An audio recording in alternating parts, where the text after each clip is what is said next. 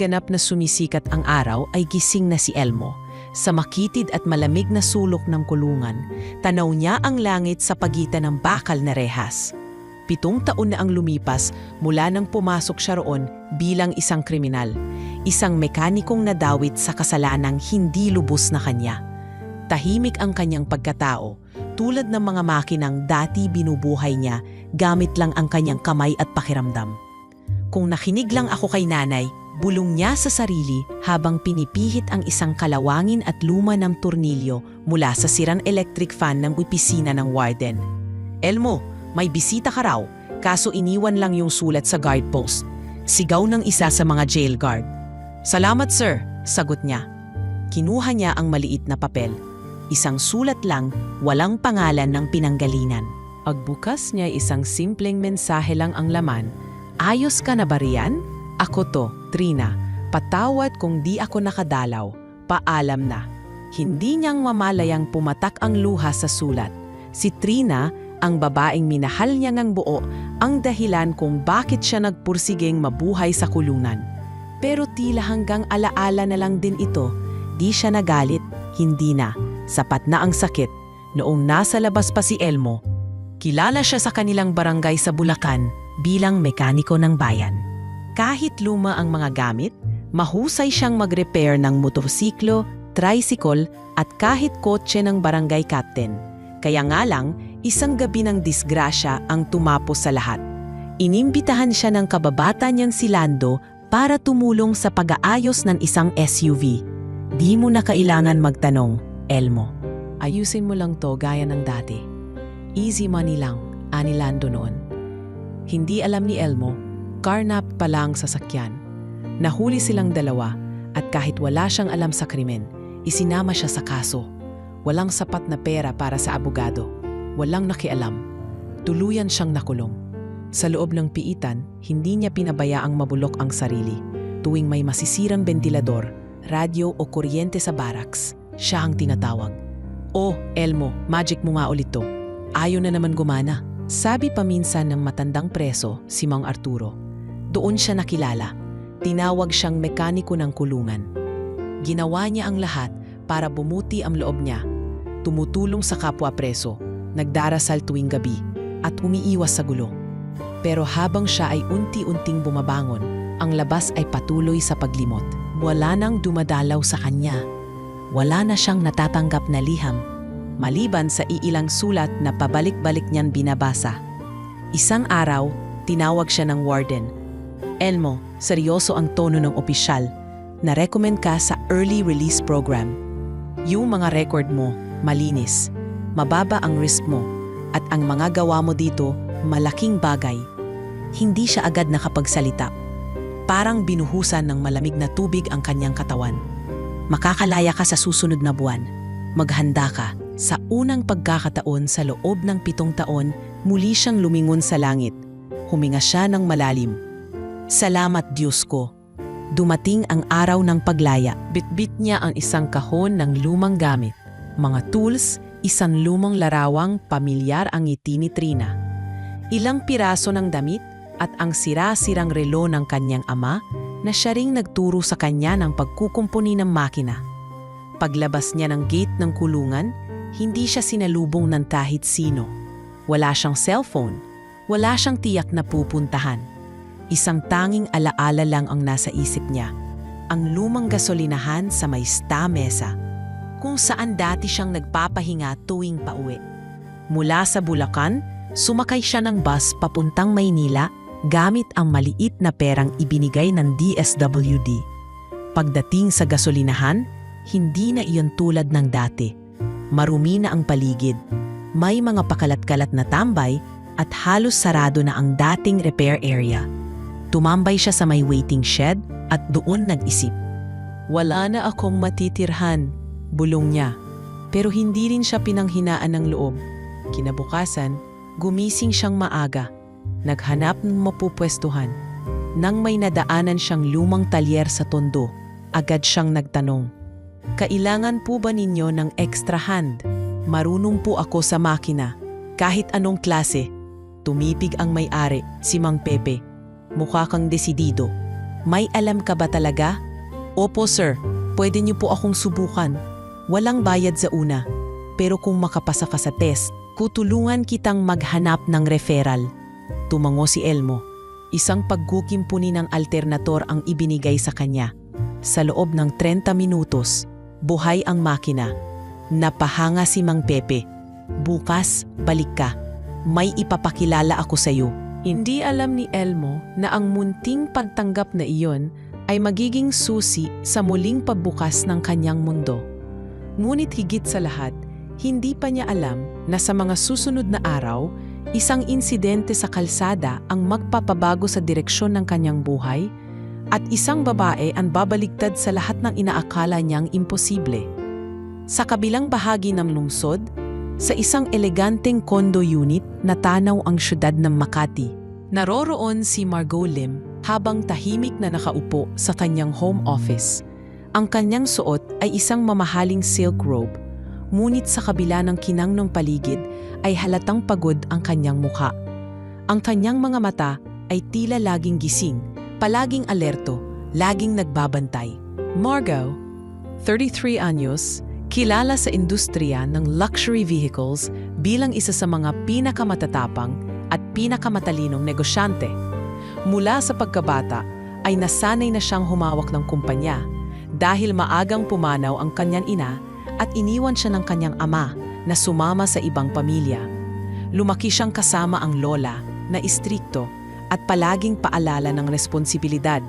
Ngunit ang pinakamasakit na aral sa kanyang buhay ay hindi galing sa pamilya, kundi sa pag-ibig. 7 taon na ang nakalipas. Ilang araw bago ang kanyang kasal, iniwan siya ng kanyang fiancé. Wala man lang paliwanag, isang liham lang ang iniwan. Patawarin mo ako. Hindi ko kayang tumbasan ang buhay na gusto mong abutin. Hindi na niya nakita pa ang lalaki. Simula noon, naging matibay ang kanyang desisyon. Walang sinuman ang muling makakabasad sa kanyang puso. Hindi lahat ng kumikinang ay ginto, at hindi lahat ng lalaking umingiti ay tapat. Ito ang madalas niyang sinasabi sa kanyang sarili tuwing may lalapit sa kanya para manligaw. Kaya kahit pa maganda siya, mayaman at hinahangaan, palaging mailap si Margot. Laging may pader, laging may distansya, sa araw-araw. Nakikita siyang personal na nag-i-inspeksyon ng showroom ng kanyang car dealership empire, Lim Lux Motors. Hindi siya tulad ng ibang mayayaman na nakaupo lang sa opisina. Sa halip, siya mismo ang nag-check ng mga makina, bumababa sa garahe, at minsan ay nakikipagtalo sa mga mekaniko kapag hindi siya kontento sa trabaho. Hindi ako nagbabayad ng milyon-milyong halaga para lang sa trabahong minadali. Ani Margot habang pinagmamasta ng isang Ferrari na may kasgas sa gilid.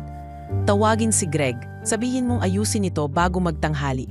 Kung hindi, palitan ko ng ibang manager ang branch na to. Agad na tumakbo ang assistant niya para tawagin ang team head. Ang mga tauhan niya ay may halo ng paghanga at takot sa kanya.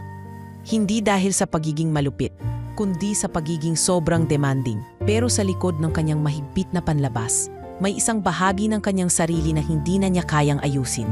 Ang kawalan ng tiwala. Hindi lang sa lalaki, kundi sa kahit sinong taong tila may pakay. Isang beses, sa isang board meeting, iminungkahi ng isa sa kanyang investors na i-expand ang negosyo sa pamamagitan ng pakikipag-partner sa isang billionaire businessman mula Singapore. Mas maganda siguro kung bibigyan mo ng pagkakataong personal si Mr. Ang. He's interested. Nakangiting pahiwatig ng isa sa kanyang board members. Ngumiti si Margot pero malamig. If he's interested in the business, then we talk numbers. If he's interested in something else, then he should find a different kind of meeting. Tahimik ang buong silid. Walang naglakas loob sumagot. Sa kabila ng kanyang pagiging brusko, may iilang sandali na lumalabas ang kanyang pagiging totoo. Tuwing gabi, kapag mag-isa na siya sa bahay, binubuksan niya ang lumang kahon ng alaala. Nandoon ang nakatuping wedding gown na hindi kailanman nasuot, ang singsing na ibinalik sa kanya, at ang mga lumang sulat ng kanyang ina. Kung buhay ka lang sana ma, mahina niyang bulong minsan, habang nakatingin sa iisang larawang magkakasama silang tatlo ng kanyang ama at ina. Walang kaibigan si Margot na talagang malapit sa kanya. Kahit ang kanyang sekretarya, si Mayen, ay hindi rin niya pinapapasok sa kanyang personal na mundo. Ngunit alam ng lahat, may dahilan kung bakit ganyan siya. Kilala rin siya sa kanyang pagiging adik sa sasakyan. Minsan, naglalakbay siyang mag-isa gamit ang kanyang paboritong kotse, isang matandang BMW E30 na pamana pa ng kanyang ama. Sa sasakyang iyon siya natutong mag-drive at kahit may mga bagong model na sa kanyang showroom, hindi niya pa rin ito maipagpalit. Mas kilala ko pa ang tunog ng makina nito kaysa sa boses ng karamihan sa mga lalaki, biro niya minsan sa isang media interview. Ngunit sa likod ng mga jokes na iyon ay ang mas malalim na katotohanan. Wala na siyang tiwala sa dami ng panluloko, pagkabigo at pananakit. Naging panata na niya ang hindi na magpasilaw sa anumang uri ng romansa, lalo na kung ito ay manggagaling sa isang taong hindi niya kapantay. Ang masama, kahit sa mga empleyado niya, mahilig siyang humusga agad, lalo na sa mga may background na madilim o walang koneksyon. Kahit gaano kakagaling, pag may bahid ng kasalanan ang nakaraan mo, hindi ka dapat naririto. Minsang sinabi niya sa isang HR staff matapos niyang tanggihan ang aplikante na dating ex-convict. Ngunit hindi niya alam, ilang araw mula ngayon, sa isang maduming gasolinahan sa tabi ng highway, may isang lalaki na susubok ayusin ang kanyang nasirang sasakyan. Isang lalaki na walang dala kundi kaalaman at kahon ng lumang gamit. At sa isang biro, isang mapanghamong linya na siya rin mismo ang magbibitiw. Magbabago ang takbo ng buhay niya. Isang araw, pagod na pagod siya galing sa site inspection. Habang papauwi, biglang tumirik ang makina ng kanyang sports car sa gitna ng ulan. Hindi niya tinawagan ang kanyang driver. Hindi rin siya nagpatawag ng mekaniko sa kumpanya. Dahil sa inis at pagod, bumaba siya sa sasakyan. Nilandas ang ulan at sumigaw sa kalsada. Wala bang matinong lalaki sa mundong to na marunong umayos ng kotse? Wala pa siyang ideya na may lalaking lalapit. Di kilala. Mukhang galing sa probinsya. Mukhang pagod sa buhay. At ito ang simula ng isang kwentong hindi niya kailanmang pinangarap. Umuulan ng malakas ng gabing iyon. Ang langit ay tila sumasalamin sa bugso ng damdamin ni Margot habang nakaupo siya sa loob ng kanyang tumirik na sasakyan. Nasa gilid siya ng isang luma at halos abandonadong gasolinahan sa labas ng Maynila. Hindi niya akalaing titirik ang kanyang paboritong kotse, ang classic convertible na minana pa niya sa kanyang ama, sa ganitong lugar, sa ganitong panahon. Tsk! Anong klasing timing naman to? Iritado niyang bulong habang paulit-ulit na pinipihit ang susi. Wala, patay ang makina. Tumunog ang telepono niya. Mayen ang tumatawag. Pero hindi niya sinagot. Nakakahiya na humingi ng tulong. Hindi siya sanay maging helpless. Lalo na't kilala siya sa pagiging madiskarte at matapang sa mundo ng negosyo. Bumaba siya ng sasakyan habang hawak ang kanyang mamahaling clutch bag at cellphone. Basang-basa ang kanyang mga takong at designer coat. Tumayo siya sa ilalim ng sirang bubong ng gas station, pilit pinoprotektahan ang sarili mula sa ulan. Mula sa kabilang dulo ng waiting shed, isang lalaking tahimik na nakaupo habang yakap ang lumang kahon ang napatayo. Mula ulo hanggang paa, basa na rin ito. May bitbit siyang lumang backpack at putikan ang sapatos. Ngunit kakaiba ang anyo nito. Hindi mukhang pulubi pero hindi rin maikakailang hindi sanay sa ganitong paligid. Si Elmo iyon. Napansin niya agad ang babaeng tila nawawala pero hindi siya agad lumapit. Pinagmasdan niya muna ito sa ilalim ng dilim. Mamahalin ang kasuotan, maangas ang tindig pero halatang kinakabahan. Nang mapansin ni Margot ang kanyang presensya, bigla siyang lumapit, may halong pagtatanggol sa sarili. "Hoy, huwag kang lalapit ha! Wala akong dalang cash." Agad na sabi ni Margot, kunot noo habang iniiwas ang tingin. Napahinto si Elmo. Hindi niya inaasahang pagbibintangan siya agad. "Hindi ako magnanakaw, ma'am." Mahina, ngunit diretsyo niyang sagot. Mukhang kailangan nyo lang ng tulong. Tumirik ba yung kotse nyo? Napatingin si Margot sa kanya. Hindi niya alam kung magagalit, matatawa o magpapasalamat. Mekanik ka ba? Mataray niyang tanong. Elmo po. Oo, marunong ako. Dating mekaniko sa talyer. Baka matulungan ko kayo. Sabi niya habang marahang lumalapit. Hindi ko kailangan ng tulong. May dadating na mag-aayos nito. Sagot ni Margot.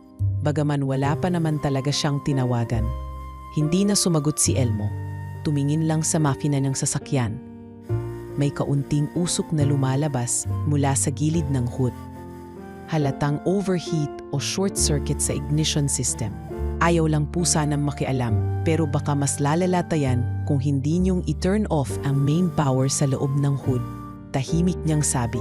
Napatingin si Margot sa loob ng sasakyan. Hindi ako marunong yan, amin niya.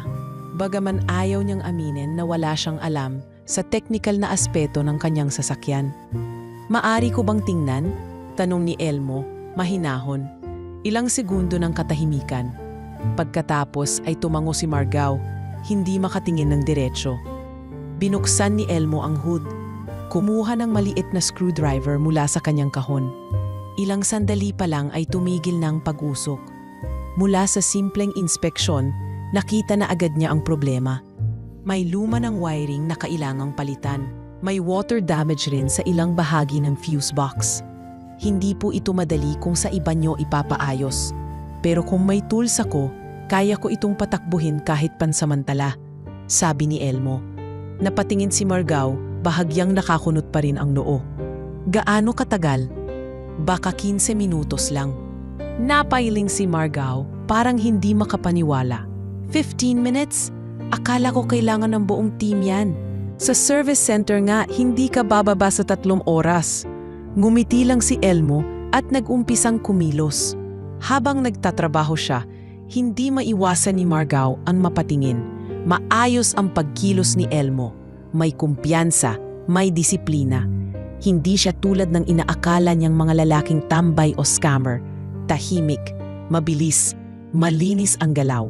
Makalipas ng halos 15 minuto, pinaandar niya ang makina. Vroom! Buhay! Maayos ang takbo. Walang usok, walang palya. Nagulat si Margot. Napatingin siya kay Elmo na parang ngayon lang niya ito tiningnan ng buo. Paano mo nagawa yon? Tanong niya. Bahagyang lumambot ang tono. Elmo nga po pala. Medyo matagal na rin akong walang trabaho. Nakalaya lang din po ako. Kamakailan, maingat niyang pag-amin. Napaatras ng bahagya si Margot, nanlamig ang titig. Nasa kulungan ka? Tumango si Elmo, pero hindi tumiklop ang likod. May pagkakamali akong napasukan dati. Pero hindi ibig sabihin noon, wala na akong karapatang tumulong. Natahimik si Margot. Hindi siya sanay na makausap ng ganito. Simple, diretso, totoo. Saglit pa'y ngumiti si Elmo. Kung may problema pa po ang kotse niyo, andito lang ako. Hindi nyo kailangang magtiwala agad. Pero minsan, kahit sa maduming lugar, may mga bagay pa ring pwedeng ayusin. Napamiti si Margot. Hindi niya alam kung dahil ba sa galing ni Elmo o dahil sa kakaibang tapang nitong magsalita ng katotohanan. Tumingin siya sa orasan. Hating gabi na. Bago siya sumakay, bigla niyang binitiwan ang isang linya. Hindi niya alam kung biro lang ba o seryoso. Pag naaayos mo ang buong makina ng sasakyang to, papakasalan kita. Aniya, nakangiting may halong paghamon. Hindi sumagot si Elmo.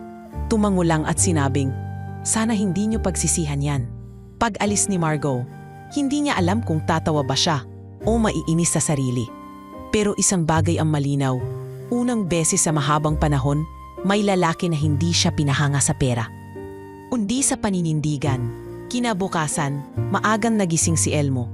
Bagamat wala pa rin siyang permanenteng tirahan, nakikituloy muna siya sa maliit na orders sa talyer ni Mang Pepe. Isang lumang kwarto na may isang lumang electric fan at kutson sa sahig. Pero sapat na para sa taong 7 taon na ring hindi natutulog sa sariling kama. Habang inaayos niya ang mga tools niya sa kahon, muling pumasok sa isip niya ang gabing iyon. Ang babae sa ilalim ng ulan, ang mamahaling kotse at ang hindi inaasahang biro na tila may hatid na mas malalim na kahulugan. Pag naaayos mo ang buong makina ng sasakyang to, papakasalan kita. Napailing si Elmo. Biro lang, yon, bulong niya. Hindi naman mangyayari. Subalit sa kabila ng pagbaliwala niya, may kumislot sa kanyang dibdib. Hindi dahil sa sinabi ng babae, kundi sa kakaibang tapang ng kanyang presensya. Bihira siyang makakita ng babaeng may ganoong tindig. May angas, ngunit may kirot din sa mga mata. Ang mga katulad ni Margot Lim ay hindi basta-basta lumalabas sa mga buhay ng gaya niyang may bahid ng kulungan. Samantala, sa headquarters ng Lim Lux Motors sa BGC, abala si Margot sa kanyang opisina habang pinagmamasdan ang CCTV footage ng mga branch na hawak niya. Sa likod ng kanyang katahimikan, hindi rin niyang makalimutan ang engkwentro kagabi. Hindi niya alam kung ano ang pumasok sa isip niya at nasabi ang ganoong biro. Papakasalan kita, napahawak siya sa sentido at bahagyang napatawa. Ma'am Margot? Putol ni Mayen habang pumapasok sa opisina. Yes, pinapaalala lang po ni Sir Greg na ongoing na po yung search for additional mechanics for the antique car line restoration project. Napatingin si Margot sa listahan. Ilang aplikante, karamihan ay galing sa mga technical schools. Pero tila wala ni isa sa kanila ang tumatak sa kanya. Puro credentials, puro diploma, pero walang bakas ng tunay na pagkakayon. Sige, Ania, payaan mong makapasok ang kahit isang walk-in. Gusto kong makita kung may matatapang pa ring mekaniko ngayon. Yes, ma'am, sagot ni Mayen. Sa kabila ng hindi pagkikilala kay Elmo, may pakiwari si Margot na kailangang hanapin muli ang lalaking iyon. Hindi para sa biro, kundi para sa talento nitong bihirang-bihira na. Minsan lang siya humanga at mas bihira pa ang may ganung tapang magsabi ng totoo sa kanya. Samantala, sa isang karinderyang malapit sa gasolinahan, umupo si Elmo upang mag-almusal gamit ang kaunting perang kinita niya sa pagpapakumpuni ng tricycle kay Ma'am Pepe. Oh, Elmo, nabalitaan ko ang ginawa mo kagabi. Bati ng matandang lalaki sa karinderya. Ha? Ano po? Yung babae na may mamahaling kotse. Sabi ng mga tambay, ikaw daw nag-ayos. Pinangakuan ka pa raw ng kasal? Napakamat sa ulo si Elmo. Napadaan lang po ako. Tumirik yung sasakyan niya. Ayos lang po yun. Grabe naman yun. Ang dami naming naririnig na kwento. Sikat ka na pala. Hehe. Nagkibit balikat lang si Elmo. Hindi niya ginustong pag-usapan pa. Pero hindi niya alam, ang iilang tambay at mga mekaniko na nakakita sa kanya ng gabing iyon ay nauna nang nagkalat ng kwento. Sa social media page ng mga lokal na car enthusiast, may nagpost, may tumulong daw sa tumirik na BMW kagabi sa Stamesa. Walang bayad, hindi humingi ng kapalit. Tapos pinigyan pa raw ng pangakong papakasalan siya pag nagawa ang makina. Haha, paka next love story na to. Ilang oras lang, nag-viral ang post. May mga memes na rin, may caption pa. Pag mekaniko ka, may pag-asa ka rin sa milyonarya. Hindi alam ni Elmo na habang siya'y nagkakape sa gilid ng kalsada, ang mukha niya kahit kuha lang sa CCTV ng gasolinahan ay pinagkakakaguluhan na ng netizens. Sa headquarters ni Margot, habang nagpapahinga, napadaan sa newsfeed ng personal assistant niya ang post. Ma'am, kayo po ba to? Tanong ni Mayen habang pinapakita ang meme. Napasinghap si Margot. Oh my God! Hindi niya alam kung matatawa siya o magagalit. Pero isang bagay ang sigurado. Ang isang biro ay naging laman ng kwentuhan ng bayan. Delete that, mariing utos niya. Pero huli na ang lahat.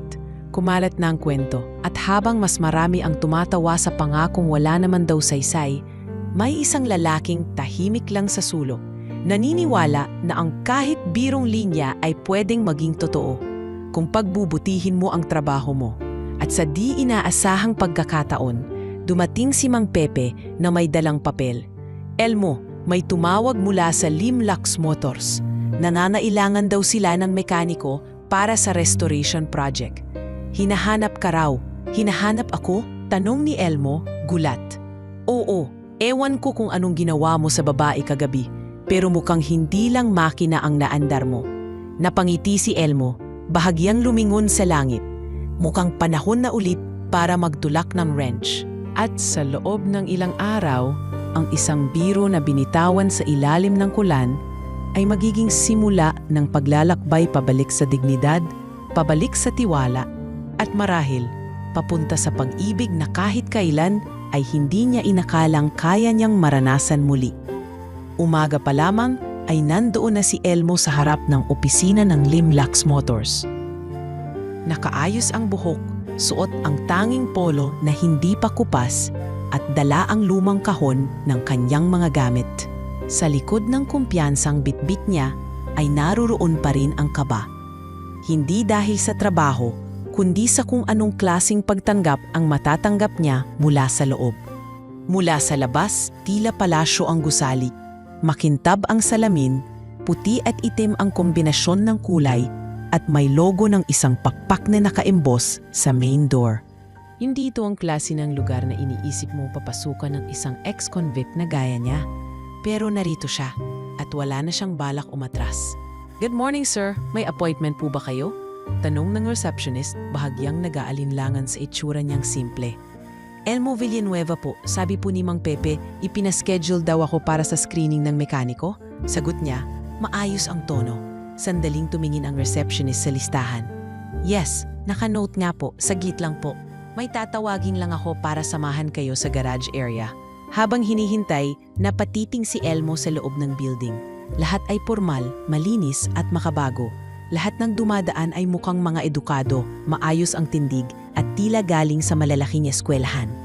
Hindi siya nagpakita ng kaba, pero sa loob-loob niya ay nararamdaman niyang hindi siya narito para lang sumubok. Parang dapat niyang patunayan ang buong pagkatao niya. Maya-maya pa'y dumating ang isang lalaking matangkad, naka-jumpsuit na branded at may hawak na clipboard. "Villanueva, di ba?" Tanong nito habang nakataas ang kilay. "Opo, ako po si Elmo." Sagot niya sabay abot ng kamay. Ngunit hindi siya sinagot ng ngiti. Bagkus ay isinulyapan lang siya ng lalaki at agad lumakad. "Ako si Greg, senior mechanic dito at supervisor sa restoration line. Sumunod ka, titingnan natin kung may silbi ka."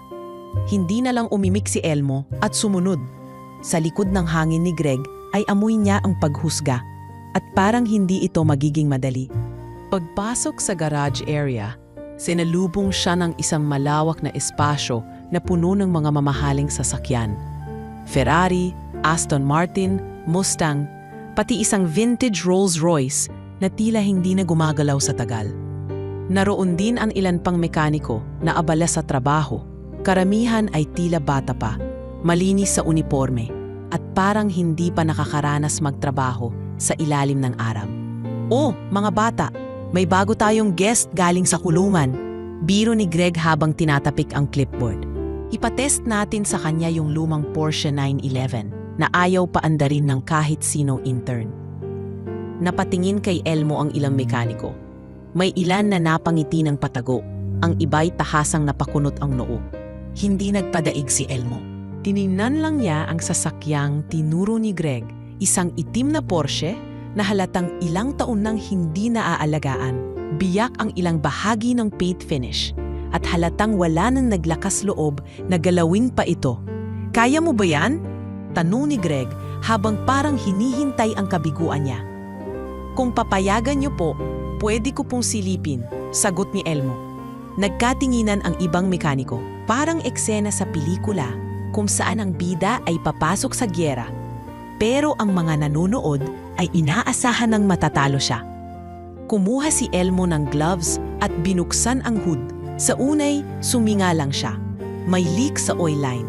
Parang barado rin ang fuel injector. Hindi imposible, bulong niya. Sinimulan niyang buwagin ang ilang bahagi, dahan-dahan, walang pagmamadali. Habang ginagawa niya ito, napansin ng ibang empleyado na hindi ito parang baguhan. May rhythm, may kumpiyansa. Alam niya ang ginagawa. "Pre, parang mas bihasa pa siya kaysa kay Kiko," bulong ng isang intern sa kasama. "Parang dati nang gumagawa sa ganitong sasakyan," sagot ng isa. Makalipas ang mahigit 30 minuto, narinig ang tunog ng makina. Pumugak, umubo, at unti-unting umandar. Lahat ng naroon ay napatingin. Si Greg, hindi makapaniwala. Lumingon siya kay Elmo na parang may gusto siyang itanong, ngunit hindi makahanap ng tamang salita. Pansamantala lang po yan. Dapat palitan yung fuel rail at i-recalibrate ang ECU. Pero makakagalaw na to ng maayos. Paliwanag ni Elmo habang nililinis ang kamay. Tahimik ang buong garage hanggang sa may tumapik sa balikat niya. Si Miss Margot, nakasuot ng simpleng itim na blazer at may hawak na tablet. Hindi niya inaasahang nandoon pala ito. Impressive, sabi ni Margot. Ikaw pala yung sa gas station. Nagkatinginan silang dalawa. Hindi nagbago ang mukha ni Elmo. Direkta ang tingin. Hindi siya nagpanggap na kilala agad ang babae. Hindi rin siya nangulit. Hindi ko alam na dito ka nagtatrabaho, sabi ni Elmo, mahinahon. Hindi pa, sagot ni Margot. Pero kung itutuloy mo yan, baka sa'yo pa kami matututo. Napangiti si Greg ng pilit. Ma'am, recommendation lang naman to. Baka kailangan pa natin siyang i-evaluate ulit. Ngunit tumingin si Margot kay Greg. Nakita ko na ang evaluation. Ang tanong, Greg, kaya mo bang gawin yung ginawa niya kanina? Naputol ang salita ng supervisor. Napayuko. At sa unang pagkakataon sa mahabang panahon, naramdaman ni Elmo na hindi siya basta lang pinansin, kundi binigyang halaga. Kinahaponan, tinawag siya ni Mayan sa HR. Sir Elmo, pasensya na po, freelancer muna ang contract na ibibigay namin. Pero may allowance, tools, at bonus kada matagumpay na restore. Will that be okay? Piningnan ni Elmo ang papel. Hindi ito permanente. Hindi rin kalakihan ang kita. Pero sapat ito para makapagsimula. Opo, maraming salamat, sagot niya, sabay pirma. Habang palabas ng opisina, napansin niya si Margot sa second floor. Nakatingin sa kanya mula sa railing. Wala itong sinabi, wala ring ngiti. Pero sa kanyang mga mata, may isang bagay na parang hindi biro. At sa loob ng puso ni Elmo, unti-unting humihiyaw ang isang simpleng panalangin. Sana, kahit isa lang sa kanila ang makakita sa akin bilang tao. Ngunit hindi niya alam, ang taong iyon ay matagal nang nakatingin. Magaan ang loob ni Elmo habang papasok sa pangatlong araw niya bilang on-call mechanic sa restoration division ng Limlux Motors. Hindi siya sanay sa malinis at preskong lugar na may air conditioning, pero pinipilit niyang maging maayos sa paningin ng iba, lalo na't alam niyang sa lugar na iyon, hindi sapat ang galing lang. Kailangan ding marunong kang umangkop. Gayunpaman, sa ilalim ng kisame ng mala hotel na garage na iyon, ay naroon pa rin ang malamig na tingin ni Greg, ang senior mechanic, na tila hindi matanggap ang presensya ni Elmo. Tuwing may pagkakataon ay binabara siya, sinisingitan sa schedule o hindi sinasama sa mga meeting kung saan dapat ay naroroon siya. Huwag kang masyadong kumpiyansa, bulong ni Greg minsan habang nilalampasan siya sa hallway. Bago ka lang dito. Maraming kagaya mong akala nila, pag may konting galing, pwede na silang maging bida. Hindi na lang sumagot si Elmo. Hindi siya dumaan sa 7 taon sa kulungan para lang bumaba sa ganitong klase ng pambubuli. Pero mas lalong hindi niya inaasahan ang gagawin ni Greg sa susunod na araw. Dumating ang araw ng quarterly showroom event, isang pagtitipon para sa mga bigating kliyente ng Limlux Motors na may interes sa rare car collection at restoration. Lahat ng managers, investors, at VIP customers ay imbitado. Isang showcase ng teknolohiya, kagandahan ng craftsmanship at estado ng mga proyekto. Kabilang sa ipapakitang highlight ay ang vintage Jaguar Mark II, isang sasakyang pagmamay-ari ng isang kilalang senador na ngayon ay ipinagkatiwala kay Margot para ipa-restore at i-feature sa event. Sa araw ng exhibit, maaga pa lang ay abala na ang lahat. Pinasusuot si Elmo ng simpleng navy blue jumpsuit, walang pangalan, walang patch. Habang ang ibang mekaniko ay may customized uniforms na may logo at pangalan. Alam niyang intentional iyon, wala siyang reklamo. Ang mahalaga sa kanya ay trabaho. Ngunit nang pumasok siya sa main gallery para silipin ang final touches ng sasakyan, pinigil siya ni Greg sa harap ng mga staff at intern. Hoy Elmo! Saan ka pupunta? Dito lang ang mga mechanics na may clearance. Baka maulhin mo pa ang kotse ng VIP. Malakas ang boses, tila sinasadya. Tahimik ang paligid. Ang ilang empleyado ay napatingin sa kanila. Pasensya na, mahina lang ang sagot ni Elmo. Na-assign po ako kanina para i-check yung ignition calibration ng Jaguar. Kaya, hindi mo trabaho yun na yun. Sabat agad ni Greg. Ako na bahala doon, baka magkamali ka pa. Ngunit bago pa makasagot si Elmo, dumating si Margot na suot ang eleganteng cream pantsuit. Nakasunod sa kanya ang ilang dayuhang investors at 2 VIP clients. Anong nangyayari rito? Tanong niya, malamig pero klaro ang tono. Nagkunwaring kalmado si Greg. Wala po ma'am, nais lang pumasok ni Elmo sa gallery, pero hindi pa naman siya cleared sa list. Baka lang po makompromiso ang sasakyan. Numiti si Margot, ngunit halata ang pagkadismaya. Tumalikod siya sa mga kliyente, humakbang palapit sa Jaguar at marahang tumingin kay Elmo. Kung may hindi pa kayo natatapos sa kalibrasyon, ituloy mo na Elmo. Nasa iyo ang confidence ko sa parteng iyon. Aniya. Tumahimik ang lahat. Si Greg ay nanigas at hindi makapaniwala. Ang ibang empleyado, napanganga. Si Elmo, marahang tumangulang. Opo ma'am. Habang inaayos ni Elmo ang loob ng makina, ipinaliwanag ni Margot sa mga kliyente ang kasaysayan ng sasakyan at ang restoration process nito. Ilang ulit siyang tumuturo kay Elmo. Ang mekanikong yan, siya ang unang nakapagpaandar ng Porsche 911 dito na ilang taon nang nakapark. Wala sa diploma ang husay. Minsan nasa kamay, minsan nasa paninindigan. Tumango ang isa sa mga investor, isang Singaporean Chinese businessman na kilalang mahilig sa vintage cars. Very rare kind of talent, and humble too. I like him. Hindi napansin ni Elmo ang mga pag-uusap. Tumutok siya sa makina, marahan ang bawat galaw. Walang yabang, walang drama, tanging dedikasyon lang sa trabaho. Ilang saglit pa, pinaandar na niya ang Jaguar. Ang tunog ng makina ay malinis, parang bagong luwal sa factory. Walang sablay, umalingaw-ngaw ang mahinang palakpakan mula sa gilid. Ang mga kliyente, halatang namangha. Si Greg, hindi makapaniwala. Si Margot, tahimik lang ngunit ramdam ang pagpapatunay sa sarili. Matapos ang exhibit, tinawag siya ni Margot sa isang sulok. Bakit hindi mo ako kinausap tungkol sa ginagawa sa Jaguar? Tanong nito. Akala ko po, mas mabuting gawin na lang kaysa ipaliwanag pa. Sagot ni Elmo. Wala po akong balak agawan ng spotlight ang iba. Napatingin si Margot sa kanya. Matagal, tila nagbabasa ng pagkatao. Alam mo ba, maraming tao rito ang may degree, may award, may koneksyon. Pero isa lang ang natatandaan ko sa mga ganitong exhibit. Yung taong gumawa ng trabaho nang hindi naghahanap ng palakpak. Wala po akong inaasahang palakpak, ma'am, sagot ni Elmo. Gusto ko lang pong mabigyan ng respeto ang makina at ang tiwalang ibinibigay niyo.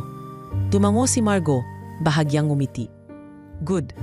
Sa gabing iyon, habang nakaupo si Elmo sa tapat ng maliit na mesa sa loob ng quarters sa talyer, hawak niya ang lumang screwdriver na pamana ng kanyang ama. Napaisip siya, hindi niya akalaing mapapahiya siya sa harap ng mga tao. Pero sa huli, ang sariling gawa pa rin ang nagsalita para sa kanya.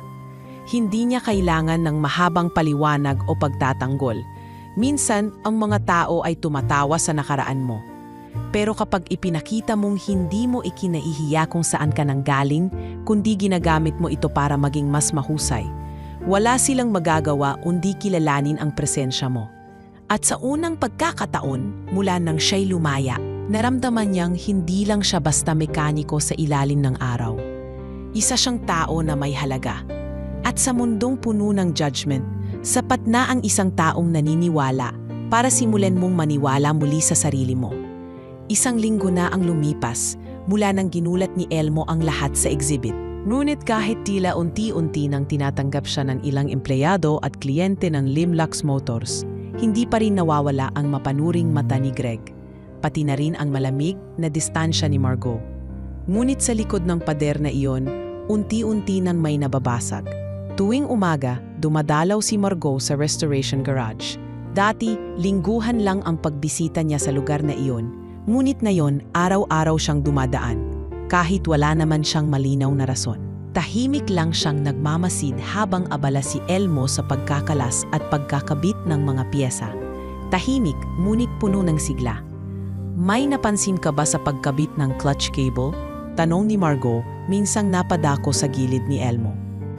Bahagyang nagulat si Elmo, ngunit agad din siyang ngumiti. Medyo bitin po ang tensyon. Pero inadjust ko na kanina. Tumango si Margot. Hindi sinabi ng diagnostic system. Hindi po lahat na de-detect ng computer, sagot ni Elmo. Minsan, pakiramdaman lang talaga. Sa isang iglap, parang may kakaibang init na bumalot sa pagitan nila. Hindi ito romantiko, kundi isang uri ng paggalang, ng pagkakaintindihan sa gitna ng dalawang magkaibang mundo. Minsang napadaan si Margot habang nagpapaayos ng air conditioning unit ang opisina. Nakita niyang tinutulungan ni Elmo ang isang janitor na sinumpong ng rayuma habang nagbubuhat ng mga kompresor sa likod. Elmo, hindi mo naman trabaho yan, ani Margot habang papalapit. Nakita ko lang pong nahirapan si Mang Oka. Mas mabigat yata ang pasanin niya kaysa sa motor ng sasakyan. Sagot niya habang pinapahinga ang katawan. Napangiti si Margot. Noon lang siya nakarinig ng ganitong linya mula sa isang empleyado. Kinagabihan, habang mag-isa si Margot sa kanyang kondo, nakaupo siya sa tapat ng wine glass. Habang pinagmamasdan ang lungsod mula sa itaas, muling pumasok sa isip niya ang mukha ni Elmo. Ang tikas nito tuwing nagtatrabaho. Ang pagiging tahimik ngunit laging alerto. Ang pananalitang may timbang kahit hindi malakas ang tinig. Ano ba tong iniisip ko? Bulong niya sa sarili. Just because he's different doesn't mean he's special. Ngunit sa ilalim ng kanyang mga tanong, isang tanong ang pinakamatindi. Bakit parang ngayon ko lang ulit nararamdaman to? Kinabukasan, dinala ni Margot si Elmo sa isang impromptu meeting para sa bagong proyekto. Isang rare classic car restoration para sa isang celebrity client. Dapat ay si Greg ang isasama, ngunit ipinilit niyang si Elmo ang maging representative. Sa loob ng conference room, habang nagpipresent ang marketing team, tahimik lang si Elmo sa gilid. Ngunit nang tanungin siya ng artista tungkol sa feasibility ng restoration, simple at klaro ang sagot niya. Maibabalik po natin ang original specs, pero kung gusto niyong mas matibay at mas praktikal gamitin, may ilang upgrade na maaari kong isuggest. Hindi halata pero mas epektibo. Napanganga ang celebrity. Wow! Hindi ka lang pala mekaniko, may taste ka rin.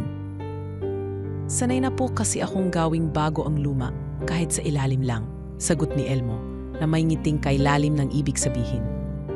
Nagkapinginan sina Margot at Elmo, at sa titig na iyon, may unti-unting dumadaloy na pag-amin, tahimik, walang salita, ngunit malinaw. Pagkatapos ng meeting, sinabayan ni Margot si Elmo palabas ng building. Bakit hindi ka nagsasalita sa presentasyon? Ang dami mong pwedeng sabihin, ani Margot. Hindi naman po ako sanay magsalita sa harap ng maraming tao. Sanay akong gumawa, hindi magbenta, sagot ni Elmo. Hindi arogante kundi totoo lang. Huminto si Margot sa tabi ng pinto ng kotse niya.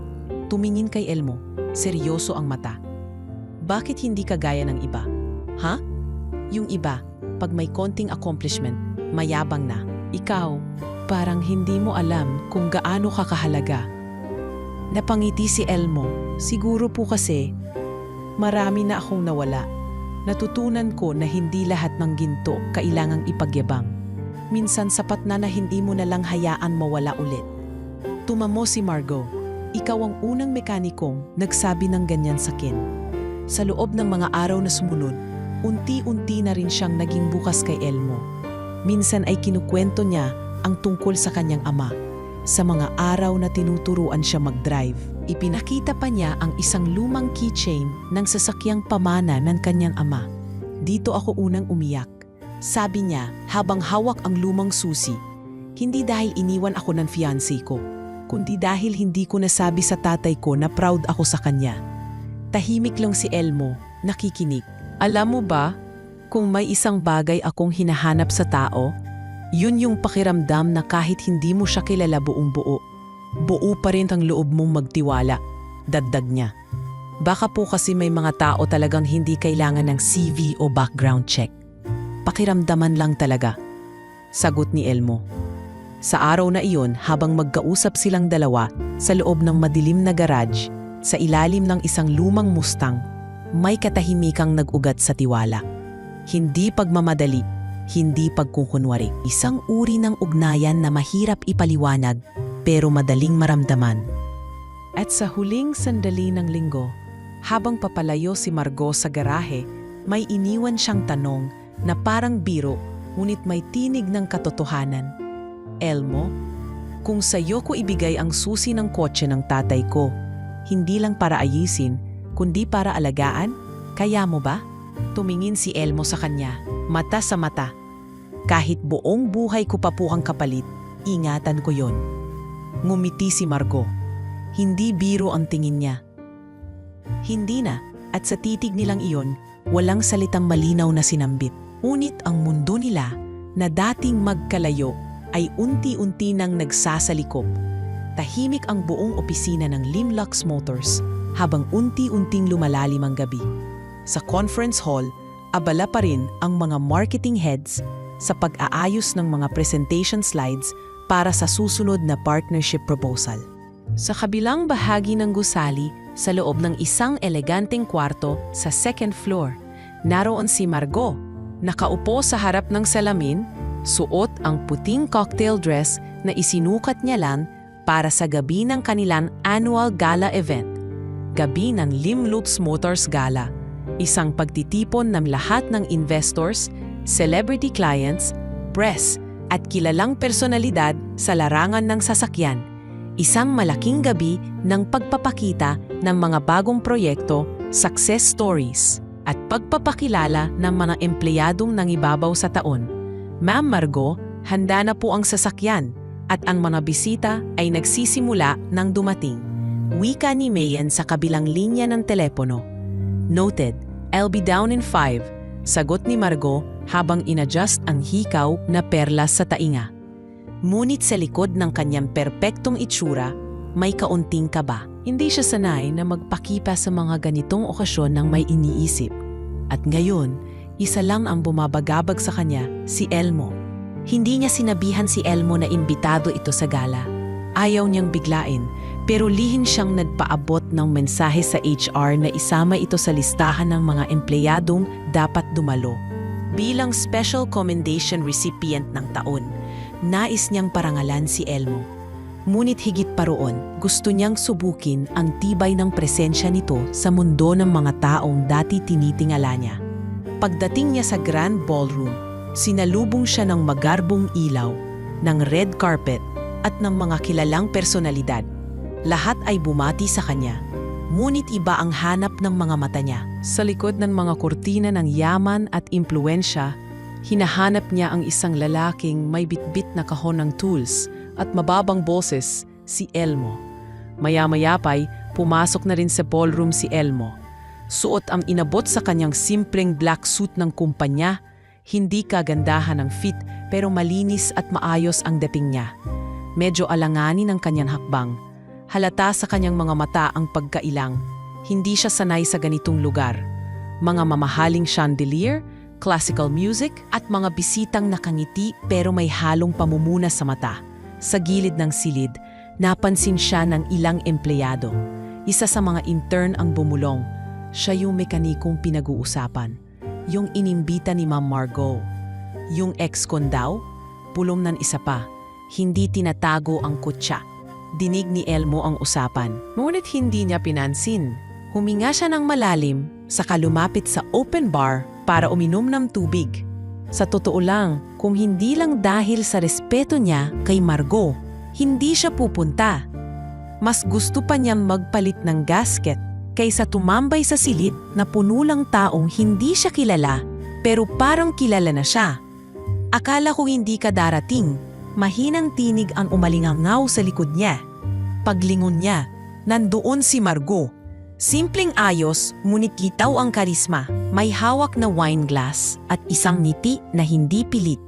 Hindi ko po akalaing para sa akin to, sagot ni Elmo. Parang hindi ako bagay dito. Wala sa ganda ng kasuotan yan, Elmo.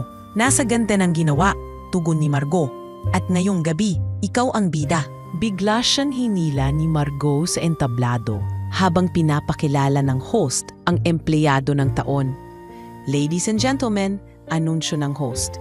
Isang mekaniko na hindi lamang umayos ng makina kundi nagpatibay sa tiwala ng kumpanya sa kakayahan ng bawat Pilipino, Mr. Elmo Villanueva.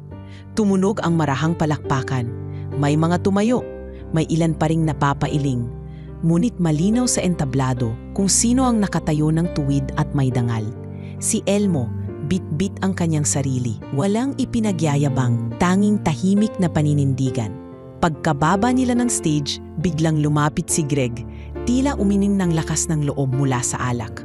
Ang bilis mo namang nakyat, pre, ani Greg, may halong sarkasmo. Pumunta ka lang dito para magpakitang gilas? Di mo na kailangang umasta parang hero. Tahimik si Elmo. Ngunit sa gilid ay agad na lumapit si Margot. Greg, matigas ang tinig niya. Kung may problema ka sa desisyon ko, sabihin mo sa board. Pero ngayong gabi, hindi kita papayagang sirain ang respeto ng taong nagtrabaho ng marangal. Natahimik si Gren, bahagyang ngumisi at tumalikod. Pagkaraan ng ilang minuto, dinala ni Margot si Elmo sa garden ng hotel, malayo sa ingay at kamera. Alam kong hindi ka sanay sa atensyon. Bulong ni Margot habang nakatingin sa mga bituin. Hindi po, mas sanay akong nag-aayos ng clutch kaysa pinapalakpakan, sagot ni Elmo. Sabay tawa ng kaunti. Pero gusto kong malaman mo na mula nang umalis ako sa gasolinahan na yon, hindi ko na kinalimutan ang mukha mo.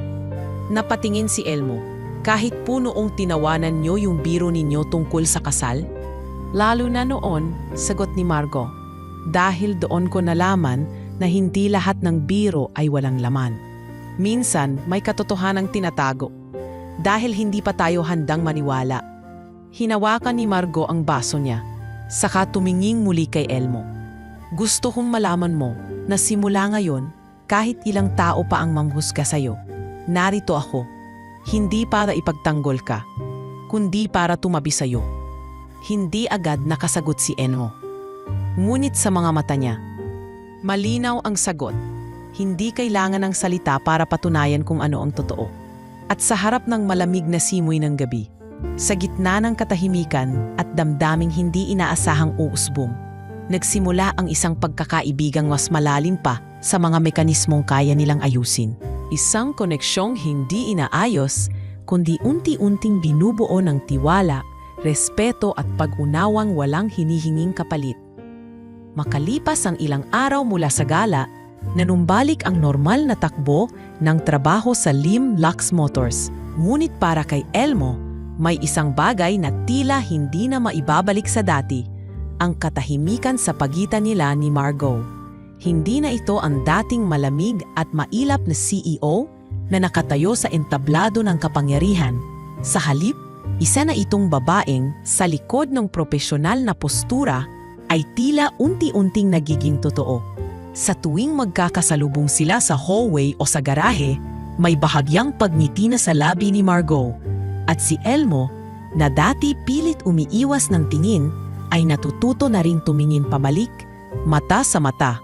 Wala pa ring malinaw na kataga, pero ang bawat sulyap ay tila isa ng pagsulyap ng loob sa isa't isa.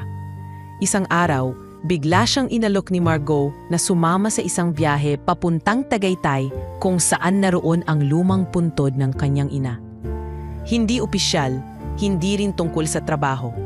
Gusto ko lang may makausap na hindi politiko, hindi investor at hindi empleyado, sabi ni Margot habang iniabot ang envelope na naglalaman ng travel clearance. Napaisip si Elmo, pero tinanggap niya ang alok. Sige po, kung makakatulong ako kahit sa katahimikan lang, pupunta ako. Sa kanilang paglalakbay, hindi nila pinag-usapan ang negosyo. Sa halip, napunta sila sa mga alaala ng pagkabata. Ikinuwento ni Margot ang tungkol sa kanyang ina na pumanaw dahil sa sakit noong siya'y 16 pa lamang. Wala raw siyang pagkakataong magpaalam.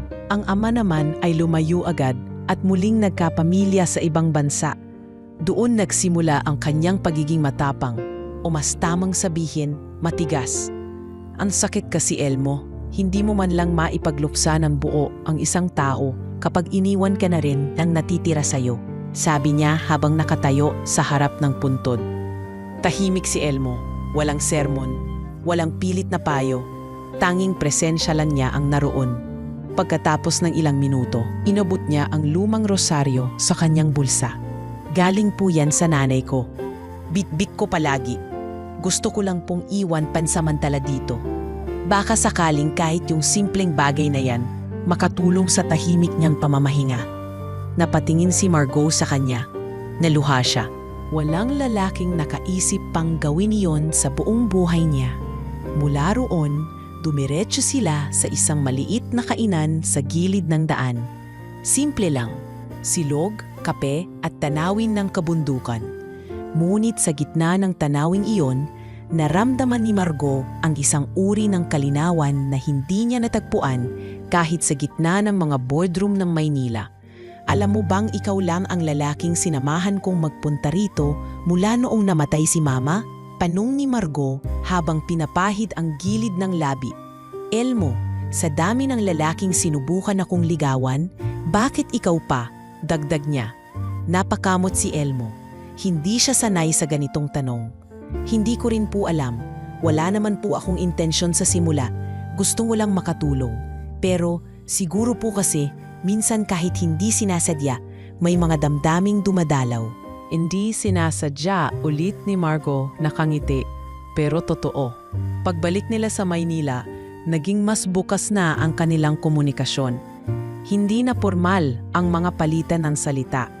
Kapag magkausap sila, hindi na boss-employee ang tema, kundi dalawang taong magkaibang mundo pero parehong naghahanap ng tahimik na lugar kung saan hindi kailangan ng maskara. Isang hapon, dumalaw si Elmo sa puntod ng kanyang ina, gaya ng dati. Dala niya ang lumang screwdriver ng kanyang ama at ang bagong rosas na pinias niya sa bakuran ng talyer. Habang nakaupo siya sa tabi ng nicho, tahimik siyang nagsalita. Nay, may nakilala po akong babae. Hindi ko po siya pinangarap. Hindi ko rin po alam kung dapat ko siyang mahalin. Pero sa tuwing kasama ko siya, parang natatahimik ang lahat. Lumipas ang ilang sandali. Maya-maya'y may humintong kotse sa gilid ng sementeryo. Bumaba si Margot, suot ang simpleng blouse at jeans, malayo sa kilalang estilo niya. Naalala mong sabi mo, bit-bit mo lagi ang rosaryo ng nanay mo? Wika niya habang palapit. Nakita ko kanina sa puntod ni Mama. Naisip ko, baka pwede mong kunin ulit. Bakit mi po dinala? Tanong ni Elmo. Dahil sa oras ng pagdarasal ko kanina, ikaw ang naiisip ko. Tumigil ang mundo ni Elmo sa sandaling iyon. Hindi niya inakalang may ganitong pagkakataong darating. Hindi siya makapagsalita. Pero ang mga mata nila ay nagtagpo. At sa pagitan ng mga titig na iyon, may umusbong na damdaming hindi planado. Hindi sinadya, pero tunay. Margot, mahina niyang sambit. Ayokong masira ang magandang nasimulan natin. Hindi mo masisira ito, Elmo, sagot ni Margot. Dahil hindi kita minahal bilang empleyado, minahal kita bilang ikaw. At sa gitna ng katahimikan ng lumang sementeryo, dalawang pusong galing sa magkaibang mundo ang nagtagpo. Hindi dahil sinadya, hindi dahil sa dami ng sugat. May mga kaluluwang natutong maghilom sa isa't isa. At doon nagsimula ang pag-ibig, hindi sa salitang matamis, kundi sa pagtanggap. Hindi sa pangako, kundi sa presensya. Hindi sa plano, kundi sa pagkakataong dumating nang hindi inaasahan. Mainit ang araw, ngunit malamig ang hangin sa conference hall ng Limlax Motors. Sa kabila ng tila ordinaryong araw para sa karamihan, isang di inaasahang pangyayari ang gugulo sa katahimikang kanilang binubuo. Isang pagsubok na hindi tungkol sa makina, kundi sa tiwala. Habang abala si Elmo sa pag-aayos ng isang imported na Ford GT, napansin niyang nagkakagulo ang ilang staff sa opisina ng PR department. May hawak silang papel, cellphone at parang may bagong balita. Naramdaman niya ang tensyon pero pinilit niyang manatiling tahimik. Pagkalipas ng ilang minuto, tinawag siya ni Mayen, mukhang aligaga. Elmo, Kailangan ka ni Ma'am Margot sa executive office. Na yun na, mahigpit ang tono. Tahimik siyang tumayo, pinunasan ang kamay at sumunod. Pagpasok niya sa opisina, nandoon si Margot, nakatayo sa harap ng projector screen, kasabay ng dalawa sa mga board members at ang kanilang legal counsel. Elmo, malamig ang boses ni Margot. Alam mo ba kung bakit ka namin pinatawag? Umiling siya. Hindi po, ma'am.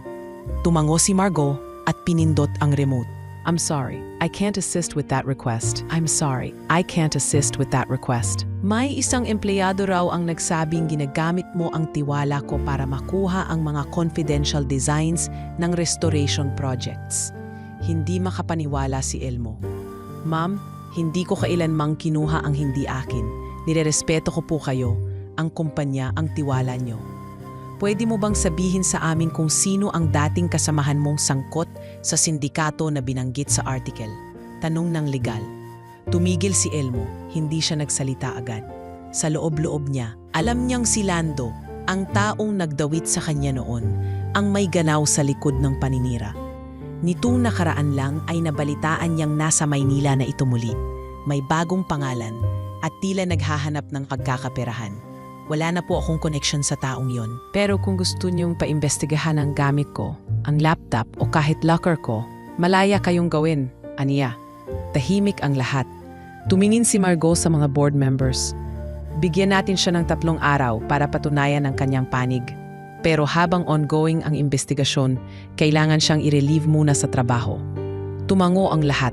Si Elmo, walang imik. Tumayo siya, lumingon kay Margot. Pero hindi para magalit, kundi para magtanong. Ma'am, naniniwala pa rin po ba kayo sa akin? Hindi agad sumagot si Margot. Sa halip, yumuko siya, nagbuntong hininga. Elmo, gusto kong maniwala.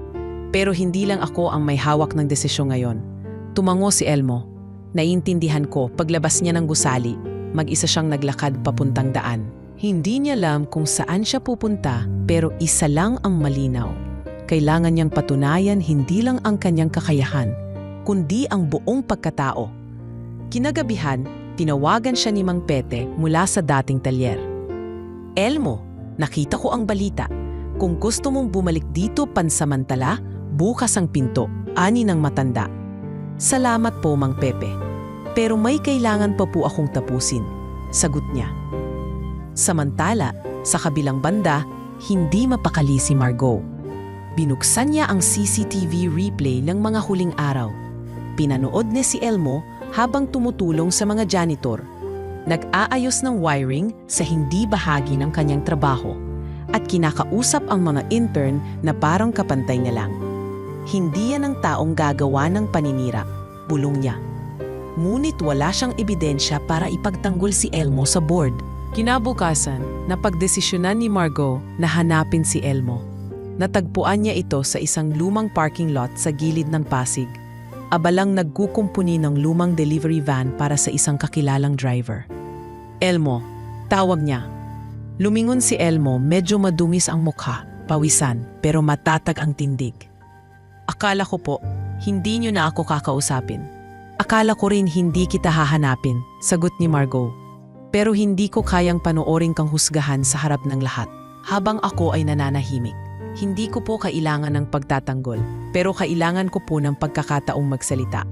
Naiintindihan ko at kaya ako narito, sagot ni Margot. Iniabot niya ang folder na dala, mga screen capture ng mga edited email na sinabmit ng anonymous source sa media. May nakita kami sa IT logs. Fake ang attachments at ang empleyadong pinaghihinalaan si Greg. Hindi nakaimik si Elmo. Pinasok niya ang system, ginamit ang access mo at ipinadala sa sarili niya ang files. Pinapalabas na galing sa'yo. Totoo po? Tanong ni Elmo.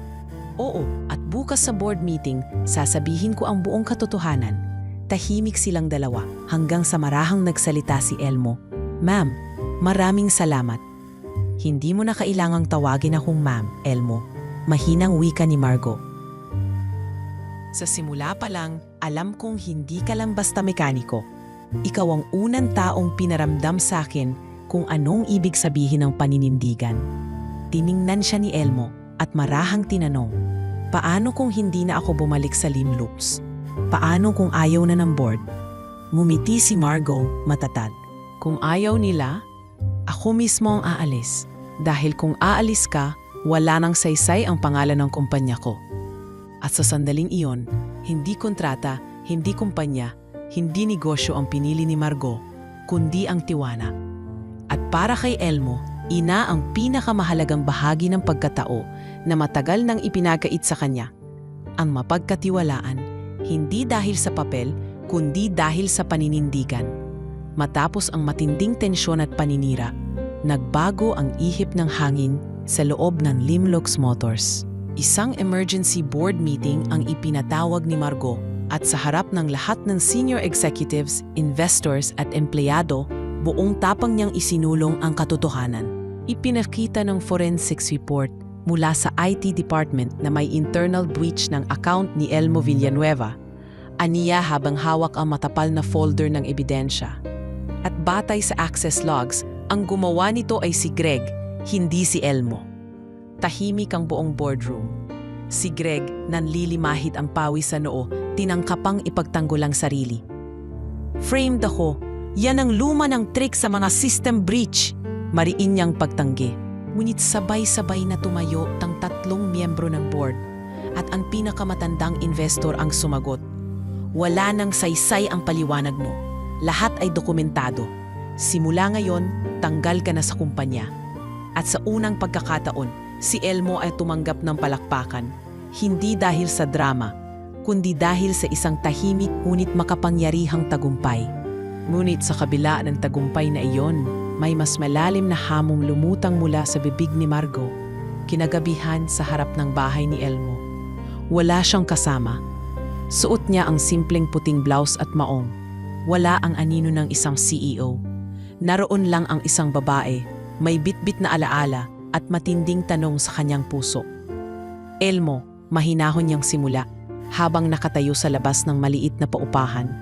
Naalala mo pa ba ang sinabi ko noon sa gasolinahan? Yung biro po ninyo? Sagot ni Elmo, bahagyang nakangiti. Tumango si Margot. Pag naayos mo ang sasakyan ko, papakasalan kita. Alam kong sinabi ko yon sa gitna ng ulan. Dala ng inis, ng kaunting yabang. Pero ngayon, gusto ko itong ulitin. Pero hindi na bilang biro. Napatingin si Elmo sa kanya, seryoso. Margot, hindi ako ang uri ng taong pinapakasalan ng mga tulad mo. Baka hindi mo lang nakikita kung anong uri ng babae ang ako ngayon, sagot niya. At hindi ko ito sinasabi dahil kailangan kita sa kumpanya, kundi dahil kailangan kita sa buhay ko. Napailing si Elmo. Hindi ako sigurado kung kaya kong ibigay ang hinahanap mo. Hindi ako edukado. Hindi ako sanay sa magarang buhay. At ang tanging meron ako ay kamay na sanay lang sa grasa at langis. Hindi ko kailanman hinanap ang lalaking mayaman, Elmo. Hinanap ko ang lalaking hindi ako iiwan kapag sira na ako. Gaya ng sasakyang iniwan ng lahat. At alam ko kung paano mo tratuhin ang mga bagay na akala ng iba'y walang silbi na. Napatahimik si Elmo. Kaya gusto kong ibigay sa iyo ang sasakyang iniwan ng tatay ko. Isang lumang Mercedes na 20 taon nang hindi gumagalaw. Sira ang makina, kalawangin ang ilalim, at walang manual. Simboliko yon sa akin. Ang buong kwento ng pamilya ko. Lahat nakatago sa makinang yon. Bumuntong hininga siya. Kung mapapaandar mo yon, ibibigay ko sa iyo ang hindi lang puso ko, kundi pati tiwala kong buo. Pero hindi kita pipilitin. Kung tatanggihan mo to, tatanggapin ko. Kinabukasan, dinala siya ni Margot sa isang lumang warehouse sa Taguig, kung saan nakapark ang nasabing sasakyan, ang Mercedes-Benz W110, kulay puti, may kupas na pintura at basag ang headlight.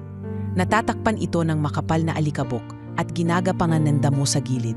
Hindi ito basta kotse, Elmo. Yan ang huling sasakyan na minaneho ng tatay ko papunta sa ospital bago siya iniwan ng mama ko. Dito ko unang natutong mag-drive.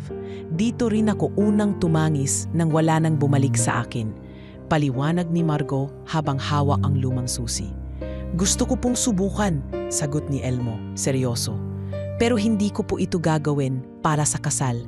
kundi para malaman nyo kung kaya pa ninyong maniwala sa mga bagay na iniwan ng lahat.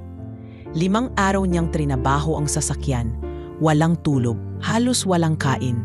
Binuksan niya ang buong makina, naghanap ng kapalit na piyesa mula sa mga junk shop, inaral ang wiring ng luma at kinabit ang ilang modernong system para mapanatili ang authenticity ngunit mapagana ang sistema.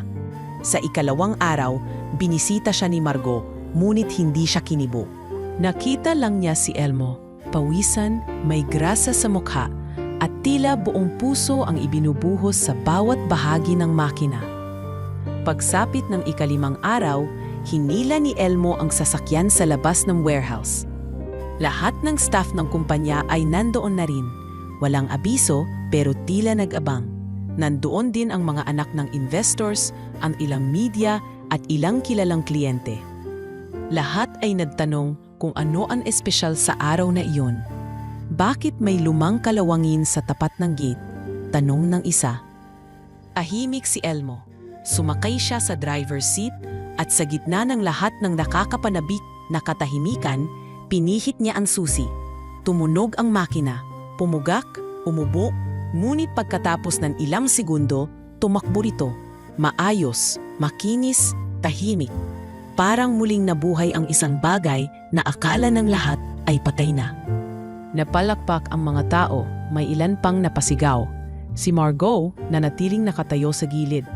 Tila natulala, hanggang sa hindi na niya napigilan ang pagdaloy ng luha. Nilapitan siya ni Elmo.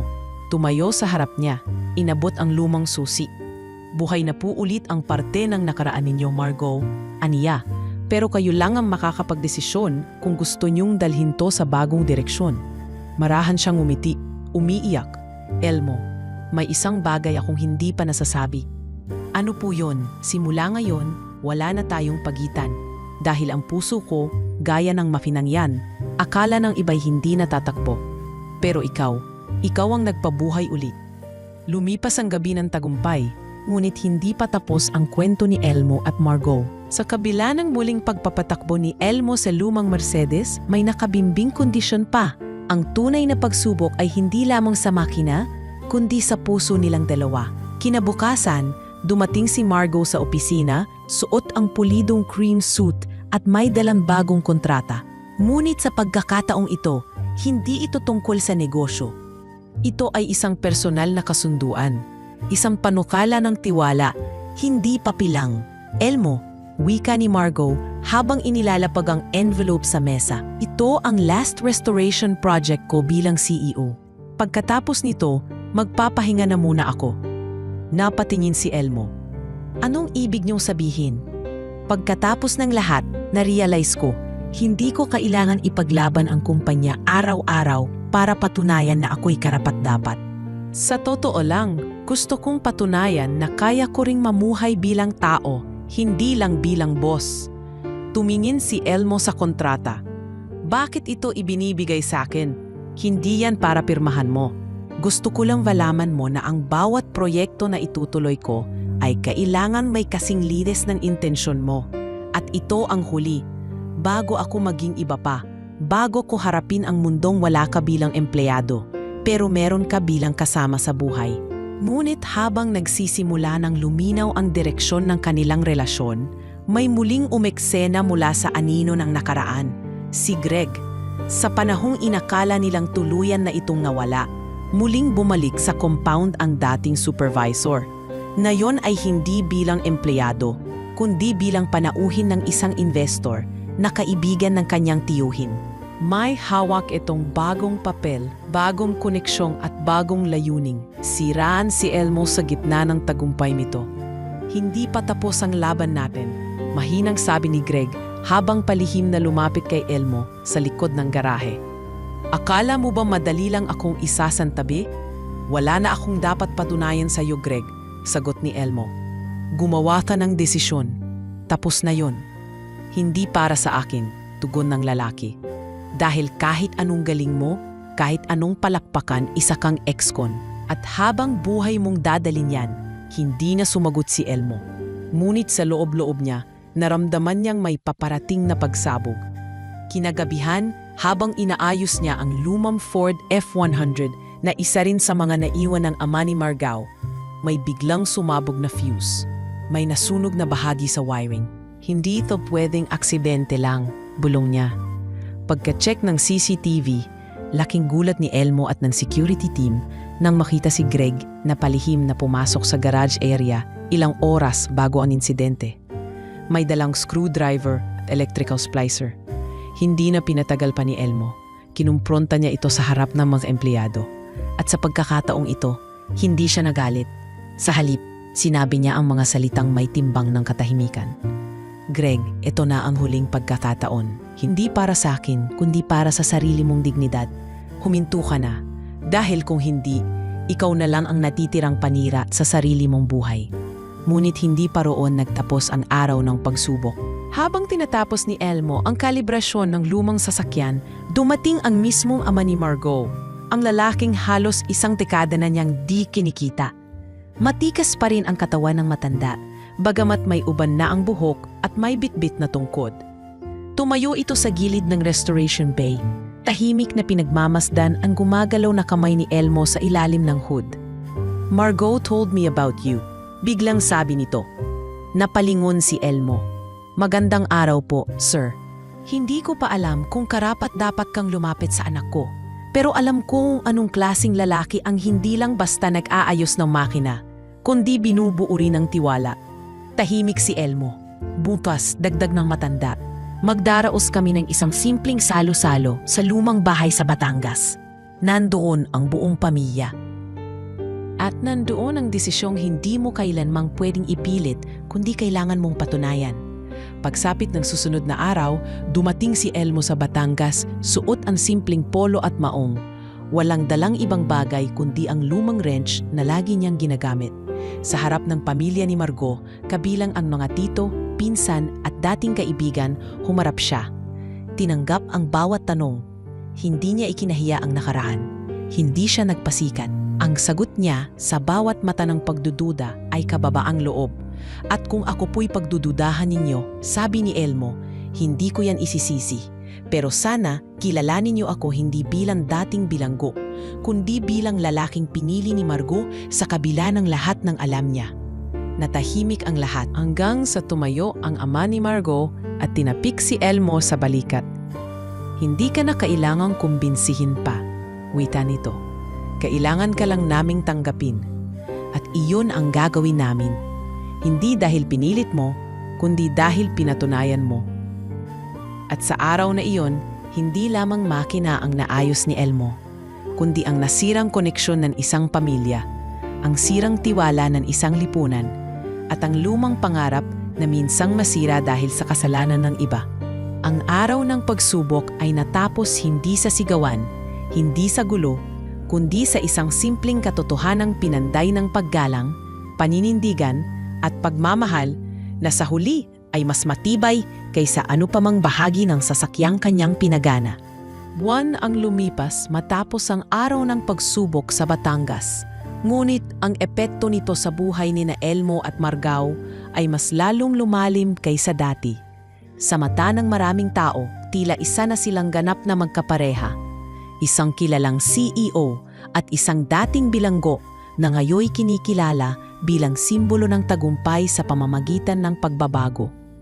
Ngunit sa gitna ng kapayapaang iyon, nagsimulang lumutang ang panibagong ulap ng desisyon. Isang umaga sa Limlux headquarters, pinatawag si Margao ng Board of Directors. May bago raw proposal ang isa sa kanilang global partners mula Singapore at nais ng mga investors na siya ang humawak ng expansion. Isang proyekto na nangangahulugang kailangan niyang manirahan sa Singapore nang hindi bababa sa 2 taon. "Margao," sabi ng matandang chairman, "ikaw lang ang kayang mag-lead ng transisyon sa ASEAN market. We're offering you this not just as CEO, but as regional president. It's a once-in-a-lifetime deal." Tahimik si Margao habang pinagmamasdan ang mga papel na nasa harap niya. 2 taon sa ibang bansa. 2 taon na malayo kay Elmo. 2 taon ng pagbabagong maaaring hindi na siya bumalik bilang parehong babae. "Kailan ang desisyon deadline?" tanong niya. "Within the month," sagot ng chairman. Samantala, si Elmo naman ay nakatanggap ng isang hindi inaasahang liham mula sa isang unibersidad sa Germany.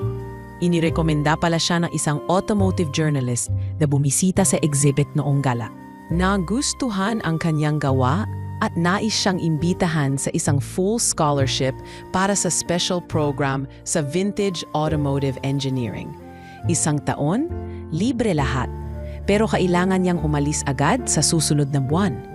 Dinala ni Elmo ang liham kay Margot habang magkausap sila sa loob ng kanyang kondo. Nagulat ako sa sulat na to, ani Elmo habang iniabot ito. Hindi ko alam na may nakakakita pala sa ginagawa ko. Binasa ni Margot ang liham. Tahimik siya habang naglalakbay ang mga mata sa bawat linya. Nang matapos, marahan niyang binalik ito. Deserve mo to, Elmo.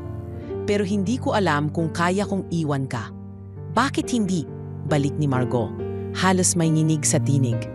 Kung totoo ang pagmamahal, hindi ba dapat pinalalakas, hindi pinipigilan? Tumingin si Elmo sa kanya. Kung sabay tayong umalis, ikaw sa Singapore, ako sa Germany, anong mangyayari sa atin? Walang direktang sagot si Margot. Sa halip, kinuha niya ang kamay ni Elmo at marahang hinaplos ito. Elmo, hindi mo kailangang piliin ako. At hindi rin kita pipilitin. Pero gusto kong piliin mo ang sarili mo, kahit pa hindi ako ang kahantungan ng desisyong yon. Kinagabihan, habang mag-isa si Elmo sa garahe ng talyer ni Mang Pepe. Iniikot-ikot niya ang lumang wrench na naging simbolo ng kanyang pagbabalik. Sa tabi nito ay ang dalawang sobre, isa mula sa universidad sa Germany at isa mula sa isang lokal na investor na nais makipagpartner sa kanya para magtayo ng sariling automotive restoration shop sa Pilipinas. Anak, biglang wika ni Mang Pepe habang nakaupo sa may gilid. Minsan, akala natin ang dapat piliin ay kung sino ang mahal natin. Pero ang tanong talaga, saan ka mas makapaglilingkod ng buong buo nang hindi kinakalimutan kung sino ka? Iyon nga po lahat kasi parang tama. Pero tarang lahat din may kapalit. Natural lang yan, sagot ni Mang Pepe. Pero alalahanin mo, Elmo, hindi lahat ng pag-alis ay pagtalikod. At hindi lahat ng pananatili ay paninindigan. May mga pagkakataong kailangan mong pakawalan ang komportableng ngayon para bigyang daan ang mas matibay na bukas. Kinabukasan, muling nagkita sina Elmo at Margot sa ilalim ng punong nara sa labas ng dating gasolinahan kung saan una silang nagkita. Dito nagsimula ang lahat. Dito rin nila gustong buuin ang susunod na hakbang. Naalala mo ba ang linya mo noon? Tanong ni Elmo habang hawak ang lumang susi ng Mercedes. Pag naayos mo ang sasakyan ko, papakasalan kita. Oo, mahinang sagot ni Margot. May halong ngiti at lungkot. Ngayon pareho tayong ayos na. Pero hindi ibig sabihin, tapos na ang paglalakbay. Tumango si Margot. Sa halip, doon palang magsisimula. Hinawakan niya ang kamay ni Elmo at inilagay dito ang maliit na pulang kahon. Binuksan ito ni Elmo at nakita ang isang simpleng singsing. Hindi ito proposal. Isa itong paalala. Kahit saan tayo makarating, kahit anong landas ang piliin natin, ikaw ang una kong pinagkatiwalaan ulit. Hindi na napigilan ni Elmo ang pag-agos ng luha. Sa unang pagkakataon, hindi siya umiyak dahil sa sakit, kundi dahil sa tiwala. Isang bagay na minsan na ring nawala sa kanya. Pipiliin kong lumipad, aniya. Pero hindi para lumayo, kundi para matuto. Para balikan ka na mas buo, mas handa, at mas karapat-dapat. At si Margot, bagamat mahigpit ang hawak sa kamay ni Elmo, ay tumango. Babalik ka. At dito pa rin ako. Hindi na bilang CEO, hindi na bilang may-ari ng kumpanya, kundi bilang tahanang maaaring balikan ng isang taong hindi kailanman nagpanggap. Sa panahong iyon ng pagpili, hindi sila pumili ng isa't isa para lang sa sarili nilang saya, kundi para sa ikabubuti ng isa't isa. At habang papalubog ang araw, pareho nilang nilingon ang gasolinahan na tila ngayoy wala na sa dating kalagayan. Ngunit sa puso nila, iyon ang lugar kung saan ang 2 taong sirang-sira ang paniniwala sa sarili ay muling pinagsalubong. hindi para itigil ang paglalakbay, kundi para patunayan na sa bawat pagpili ng tama, may bagong simula. Habang abala si Elmo sa pag-aayos ng kanyang mga gamit bilang paghahanda sa nalalapit na pag-alis patungong Germany, isang matandang babae ang dumating sa talyer ni Mang Pepe. Nakasuot ito ng simpleng blouse at palda. May dalang lumang sobre at payong. May pag-aalinlangan sa mga mata nito, ngunit kitang-kita ang pagkumpiyansa sa bawat hakbang. "Ikaw ba si Elmo Villanueva?" tanong ng babae habang nilalapag ang sobre sa lumang mesa sa garahe. "Opo, ako po," sagot ni Elmo, agad na bumitiw sa hawak niyang ratchet at lumapit. "May iniwan sa akin ang nanay ni Margot bago siya pumanaw. Mahigit 1 dekada na. Pero ngayong narinig kong ikaw daw ang mekanikong yon, alam kong para sa'yo ito." Tahimik na kinuha ni Elmo ang sobre. Sa ibabaw, may nakasulat na maayos na panulat. "Para sa taong darating sa buhay ng anak kong Margot, buksan lamang kung kailan siya natutong magmahal muli." Hindi agad nakapagsalita si Elmo. Pumikit siya sandali. Tila pinakikiramdaman kung handa na ba siyang basahin ang nilalaman. At sa sandaling iyon, habang papalubog ang araw, binuksan niya ang liham. Mabagal, marahan, may paggalang. At sa unang mga linya pa lamang, napatigil siya. "Kung sino ka man na minahal ng anak kong si Margot, maraming salamat." Sa mahabang panahon, sinarado niya ang puso niya hindi dahil sa takot magmahal, kundi dahil natutunan niyang mas madaling mabuhay kung wala kang inaasahan. "Bago ako tuluyan mamaalam, iniwan ko ang liham na ito bilang paalala na balang araw darating ang isang tao na hindi niya kailanganing pagdudahan. Isang tao na hahayaan siyang maging mahina. At kung ikaw ang taong iyon, ingatan mo siya. Dahil minsan na siyang iniwan, minsan na siyang sinukuan. Wala akong ibang hiling kundi ang isang lalaking hindi niya kailangang bilhin, ipaglaban o pagtiwalaan. Dahil kusa mong ibibigay ang sarili mo sa kanya nang walang hinihinging kapalit." Hindi na napigilan ni Elmo ang pagbagsak ng luha. Sa kanyang mga kamay, hawak niya ang patunay na kahit ang yumaong ina ni Margot ay matagal nang nanalangin para sa kanyang pagdating. Ilang saglit pa, narinig niya ang pamilyar na tunog ng sasakyan papalapit. Si Margot, galing sa isang huling board meeting, bumaba mula sa lumang Mercedes na siya mismo ang nagbalik buhay. "Elmo," tawag ni Margot habang palapit. "Narinig ko kay Mang Pepe. May bumisita raw." Tahimik lang si Elmo. Hawak pa rin niya ang liham. Hindi niya ito itinago. Sa halip, iniabot niya ito kay Margot. "Para raw sa taong minahal mo. Galing sa nanay mo." Hindi na rin nakapagsalita si Margot. Binuksan niya ang liham habang nakatayo sa ilalim ng puno sa gilid ng talyer. Sa bawat linyang binabasa niya, dahan-dahang lumuluha ang kanyang mga mata. Sa huli, pinikit niya ang kanyang mga mata, niyakap ang liham at huminga ng malalim. "Alam mo ba, wika ni Margot, bata pa lang ako, sinasabi na ng mama ko na may darating sa buhay ko na hindi ko inaasahan, pero kailangan ko raw yakapin. Hindi ako ang taong akala ng mundo na para sa'yo," sagot ni Elmo. "Pero ikaw ang taong pinili ng puso ko, Elmo," sagot niya pabalik. "At ngayon, alam ko nang pinili ka rin ng puso ng mama ko." Sa sumunod na araw, habang nagpaplano na ng pag-alis si Elmo at inaayos ni Margot ang pagtatapos ng kanyang mga tungkulin bilang CEO, nagdesisyon silang bumalik sa gasolinahan kung saan una silang nagtagpo. Hindi na ito aktibo. Sarado na ang station. Pero naroon pa rin ang bakas ng unang tagpo, ang rehas sa gilid, ang lumang upuan sa waiting shed, at ang poste ng ilaw na kumikislap tuwing gabi. Dito lahat nagsimula, bulong ni Margot habang hawak ang kamay ni Elmo. "Nag-aayos lang ako ng tumirik na kotse. Hindi ko akalaing aayusin din pala ng pagkakataon ang buhay ko," tugon ni Elmo. Kinuha ni Margot mula sa kanyang bag ang lumang wrench na gamit ni Elmo noong una silang magkita. Nilinis niya ito at pina-engrave ng simpleng mensahe. "Pag naayos mo to, papakasalan kita." Basang-basa ni Elmo ang nakaukit. Hindi mo kailangang ayusin ang buhay ko, Elmo. Dagdag ni Margo. Naayos mo na ako noon pa. Hindi mo lang alam. Habang nakaupo sila sa lumang bench, binuksan ni Margo ang maliit na kahon. Hindi singsing, kundi isang maliit na pendant na may larawan ng kanyang yumaong ina sa isang gilid at larawan nila ni Elmo sa kabila. Gusto kong isuot mo to habang wala ka, para sa tuwing malulungkot ka, maalala mo may isang taong naghihintay. Tiningnan siya ni Elmo. At gusto ko ring maalala mo na hindi ako aalis para lumayo, kundi para bumalik na mas buo. Babalik ka? Tanong ni Margo. Babalik ako, sagot ni Elmo.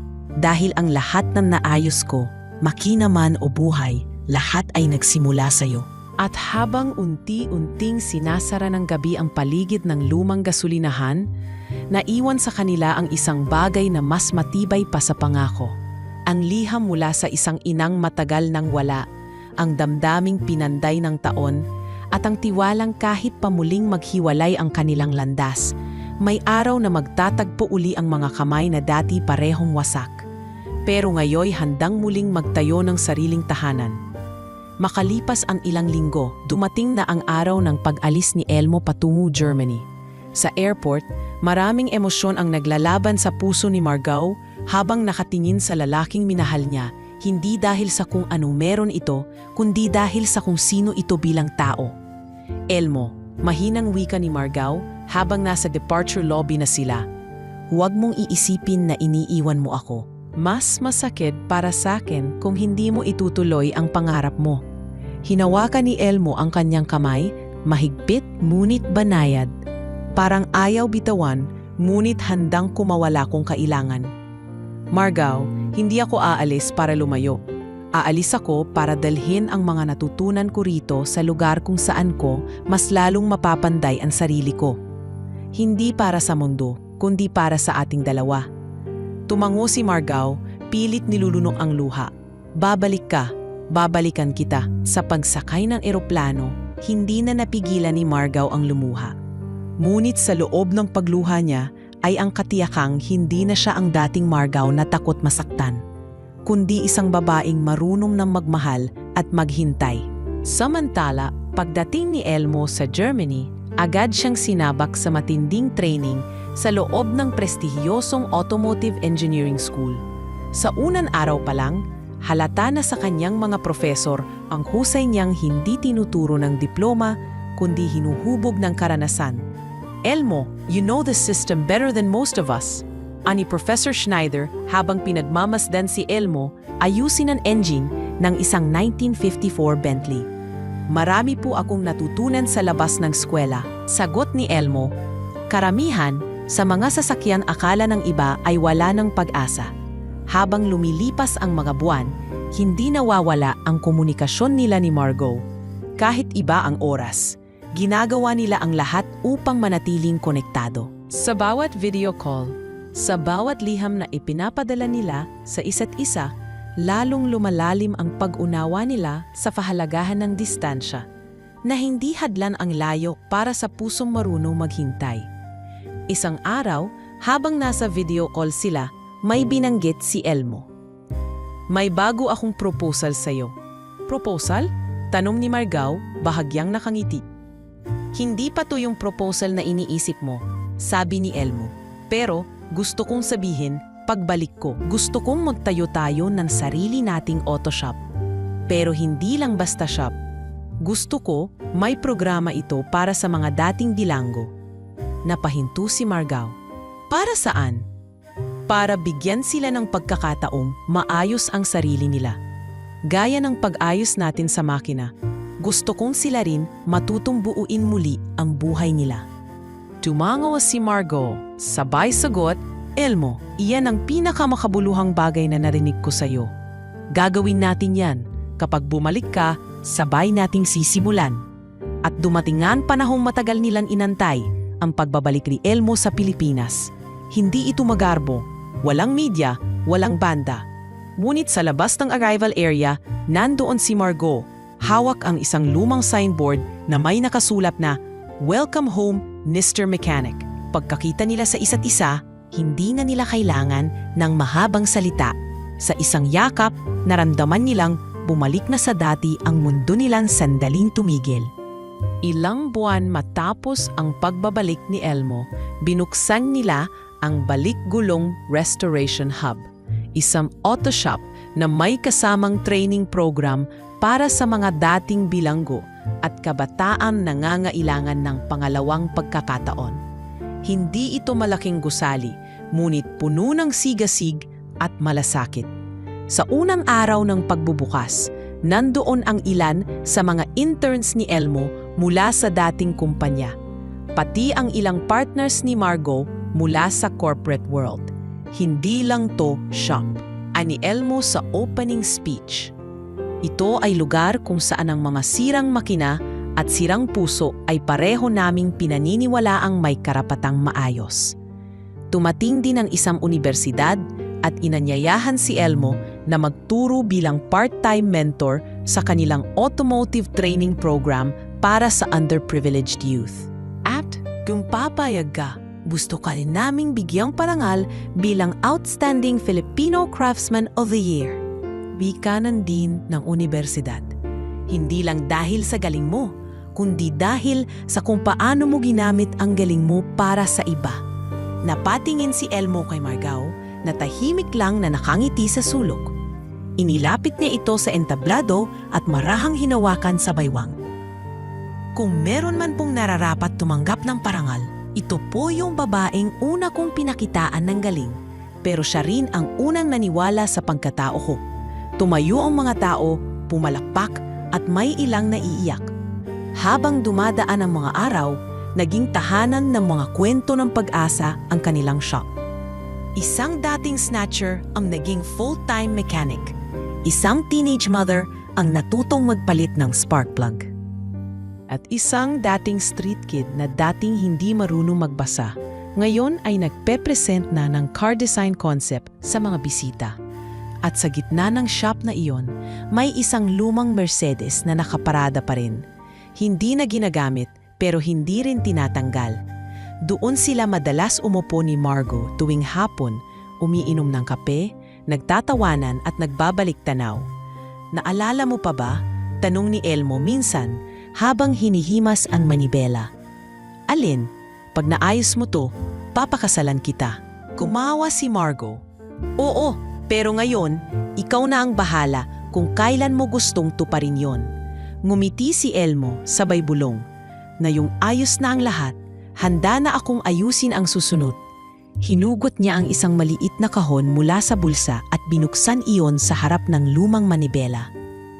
Isang simpleng singsing na gawa sa piraso ng bakal mula sa unang kotse na inayos nila.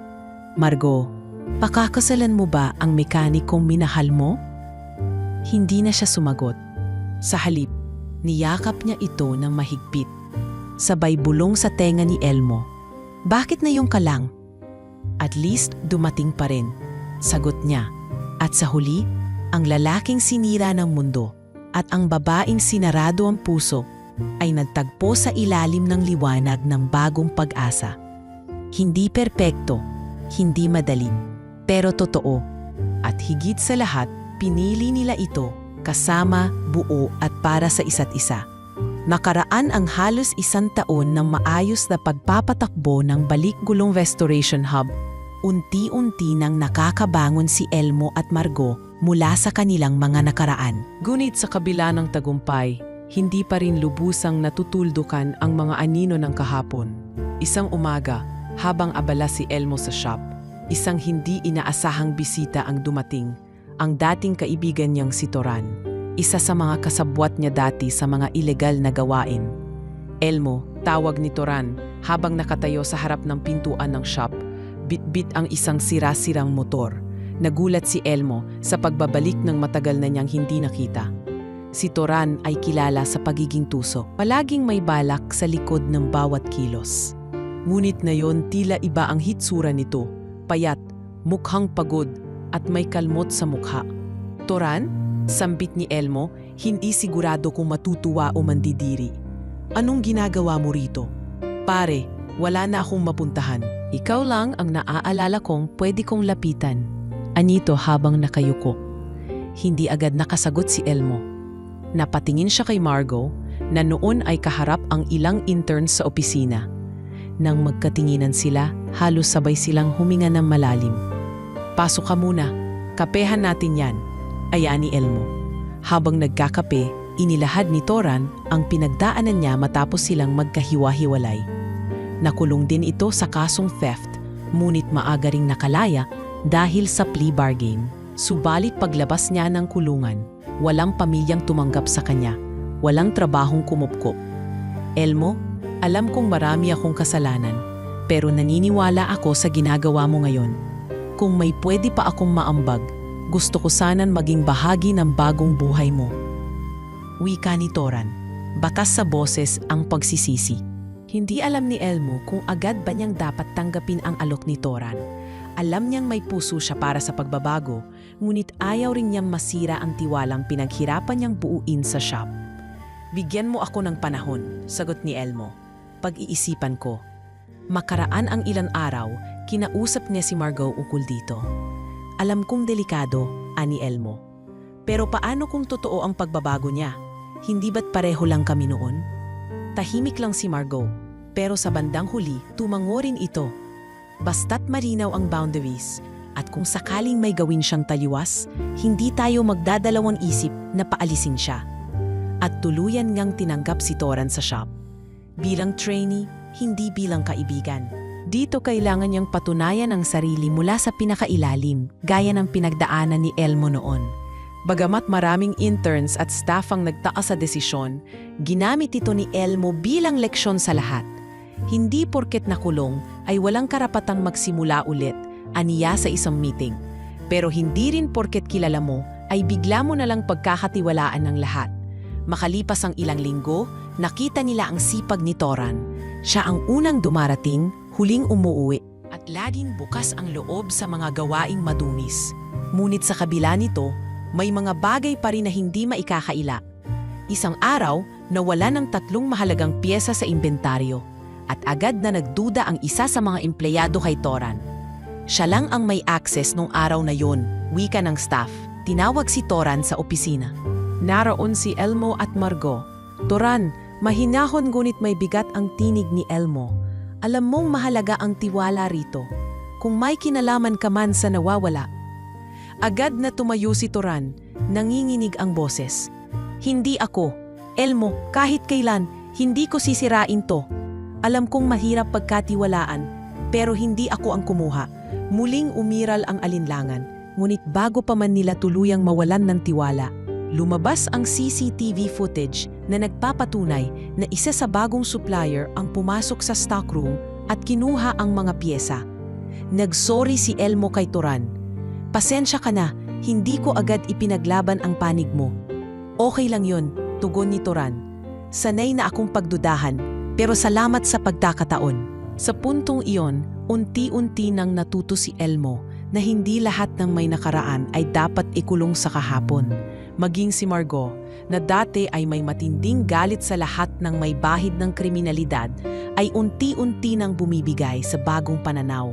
Sa muling pagharap nila sa nakaraan, natutunan nilang ang tunay na pagbabago ay hindi lang nasusukat sa dami ng mabubuting gawa, kundi sa tibay ng loob na ituwid ang mga maling desisyon. Kahit pa ilang ulit kang balikan ng iyong dating sarili, dumating ang gabi ng anibersaryo ng Balik Gulong Restoration Hub.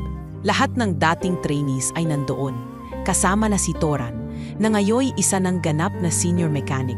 Sa gitna ng kasiyahan, muling humarap si Elmo sa entablado. Ang istorya ng shop na to ay hindi lang istorya ng mga sirang kotse. Isa itong kwento ng mga taong sinubok, binitawan, pinagdudahan, pero bumangon. Kasama ang lahat ng tumulong at higit sa lahat, ang mga naniwala. Pagkatapos ay inabot niya ang mikropono kay Toran. "Gusto ko ring pakinggan niyo ang isang taong dati kong kasama sa dilim, pero ngayon ay kasama ko na sa liwanag." Lumapit si Toran, naninilid ang luha. "Maraming salamat sa inyong pagtanggap. Kung hindi dahil kay Elmo at Margot, baka hindi na ako buhay ngayon. At kung may natutunan man ako sa shop na to, yon ay hindi lang pag-ayos ng makina, kundi pag-ayos ng sarili. ang buong crowd ay tumayo at pumalakpak. Doon muling napatunayan nina Elmo at Margot na ang tunay na pagbabago ay hindi linear. Minsan pasulong, minsan paurong, ngunit laging posible.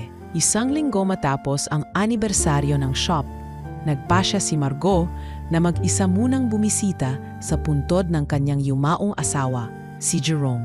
Matagal na rin mula nang huli niya itong puntahan.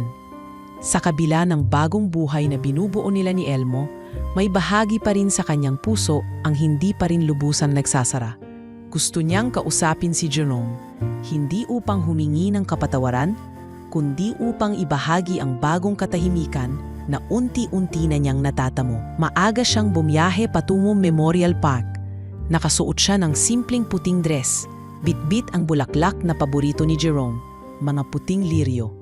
Tahimik ang buong paligid. Ang mga punong kahoy ay sumasayaw sa marahang ihip ng hangin, at ang langit ay tila nagdadalamhati. May makapal na ulap, ngunit walang ulan. Pagsapit niya sa puntod ni Jerome, napahinto siya. May isang sanggol na nakalagay sa ibabaw ng lapida. Mahimbing ang tulog, nakabalot ng puting kumot. Katabi nito ay isang envelope, isang liham. Napakunot ang noo ni Margot at agad na lumingalinga. Walang ibang tao malapit sa paligid. Tanging ang mga ibong maya ang tanging kasama niya sa katahimikan. Marahang lumapit si Margot, tila kinikilabutan. Pinagmasdan niya ang sanggol, isang babae, may maputing balat, at tila 6 na buwang gulang pa lamang. Malinis ang suot, walang bakas ng kapabayaan. Dahan-dahang kinuha ni Margot ang liham, nanginginig ang kanyang kamay habang binubuksan ito. Nakasulat ito sa simpleng papel. Malinaw at maayos ang sulat kamay, ngunit hindi pamilyar ang penmanship. Kung sino man ang makakabasa ng liham na ito, lalo na kung ikaw ay si Margot, ikaw lang ang pinagkatiwalaan kong mag-alaga sa batang ito. Ang sanggol na ito ay bunga ng isang lihim, isang sandaling pagkakamali at matagal kong pinagsisihan. Siya si Julia, anak ni Jerome. Hindi ko ginustong itago ito sa inyo, ngunit noon, wala akong lakas ng loob. Ako'y isang kasambahay noon sa kumpanya ninyo. Minsang nangyari ang lahat sa gabi ng pagkalasing ng inyong asawa. Hindi ko rin ginusto, ngunit may bunga at ayaw ko nang sirain pa ang pamilya ninyo, kaya pinili kong lumayo. Mayon, wala na ako. Alam kong may sakit ako na hindi ko na malalampasan. Kaya bago ako tuluyang mawala, nais kong ang anak kong si Julia ay mapunta sa taong may mabuting puso. Alam kong kayo na iyon, patawad. Isang aninong nagkamali. Napaupo si Margot, nangangatog ang kanyang mga tuhod, nanginginig ang kanyang mga labi. Walang salita ang makalabas sa kanyang bibig sa sobrang pagkabigla. Halos hindi siya makahinga sa tindi ng emosyon, pagkalito, galit, awa at lungkot.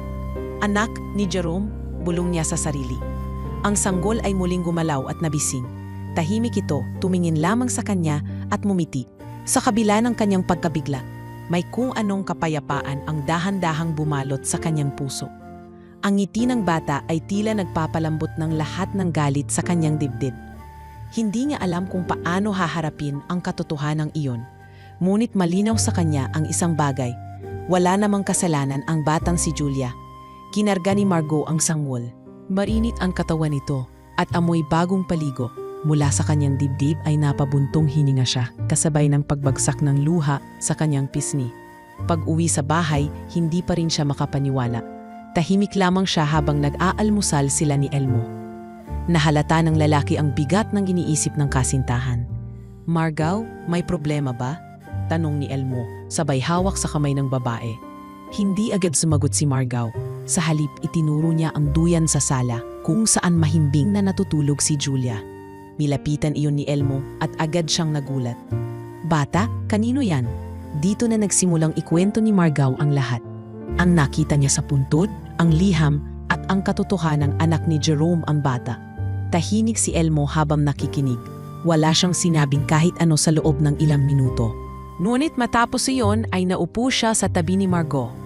At ano ang plano mo? Muling tumulo ang luha ni Margot. Hindi ko alam. Pero hindi ko kayang pabayaan siya. Hindi niya kasalanan to, Elmo. At kung totoo ngang si Jerome ang ama niya, bahagi pa rin siya ng buhay ko. Huminga ng malalim si Elmo. Kung ito ang desisyon mong tama, susuportahan kita. Hindi ako si Jerome at hindi rin ako ama ng batang ayan. Pero kung mapalaki natin siya ng maayos, baka sakaling isa itong bagong simula para sa ating lahat. Dahil dito, tinanggap ni Margot si Julia bilang sarili niyang anak. Inayos nila ang birth certificate gamit ang mga legal na proseso at kinuha ang serbisyo ng isang abogado upang i-adopt ng legal ang bata. Sa kabila ng lahat ng sakit na idinulot ng lihim na iyon, pinili ni Margot ang daan ng pagpapatawad at pagkalinga. Si Julia ay lumaki sa isang tahanan na puno ng pagmamahal, gabay at karunungan. Hindi para pagtakpan ang nakaraan, kundi upang ituwid ito. At sa bawat ngiti ng bata, sa bawat pagtawag niya ng mama kay Margot, tila natutuldukan ang mga tanong na iniwan ng nakaraan. Ang lihim ay nagbunga ng sugat. Ngunit ito rin ang nagbukas ng pinto ng panibagong buhay, isang paalala na ang pagmamahal ay hindi laging perpekto, ngunit laging may puwang para sa paghilom.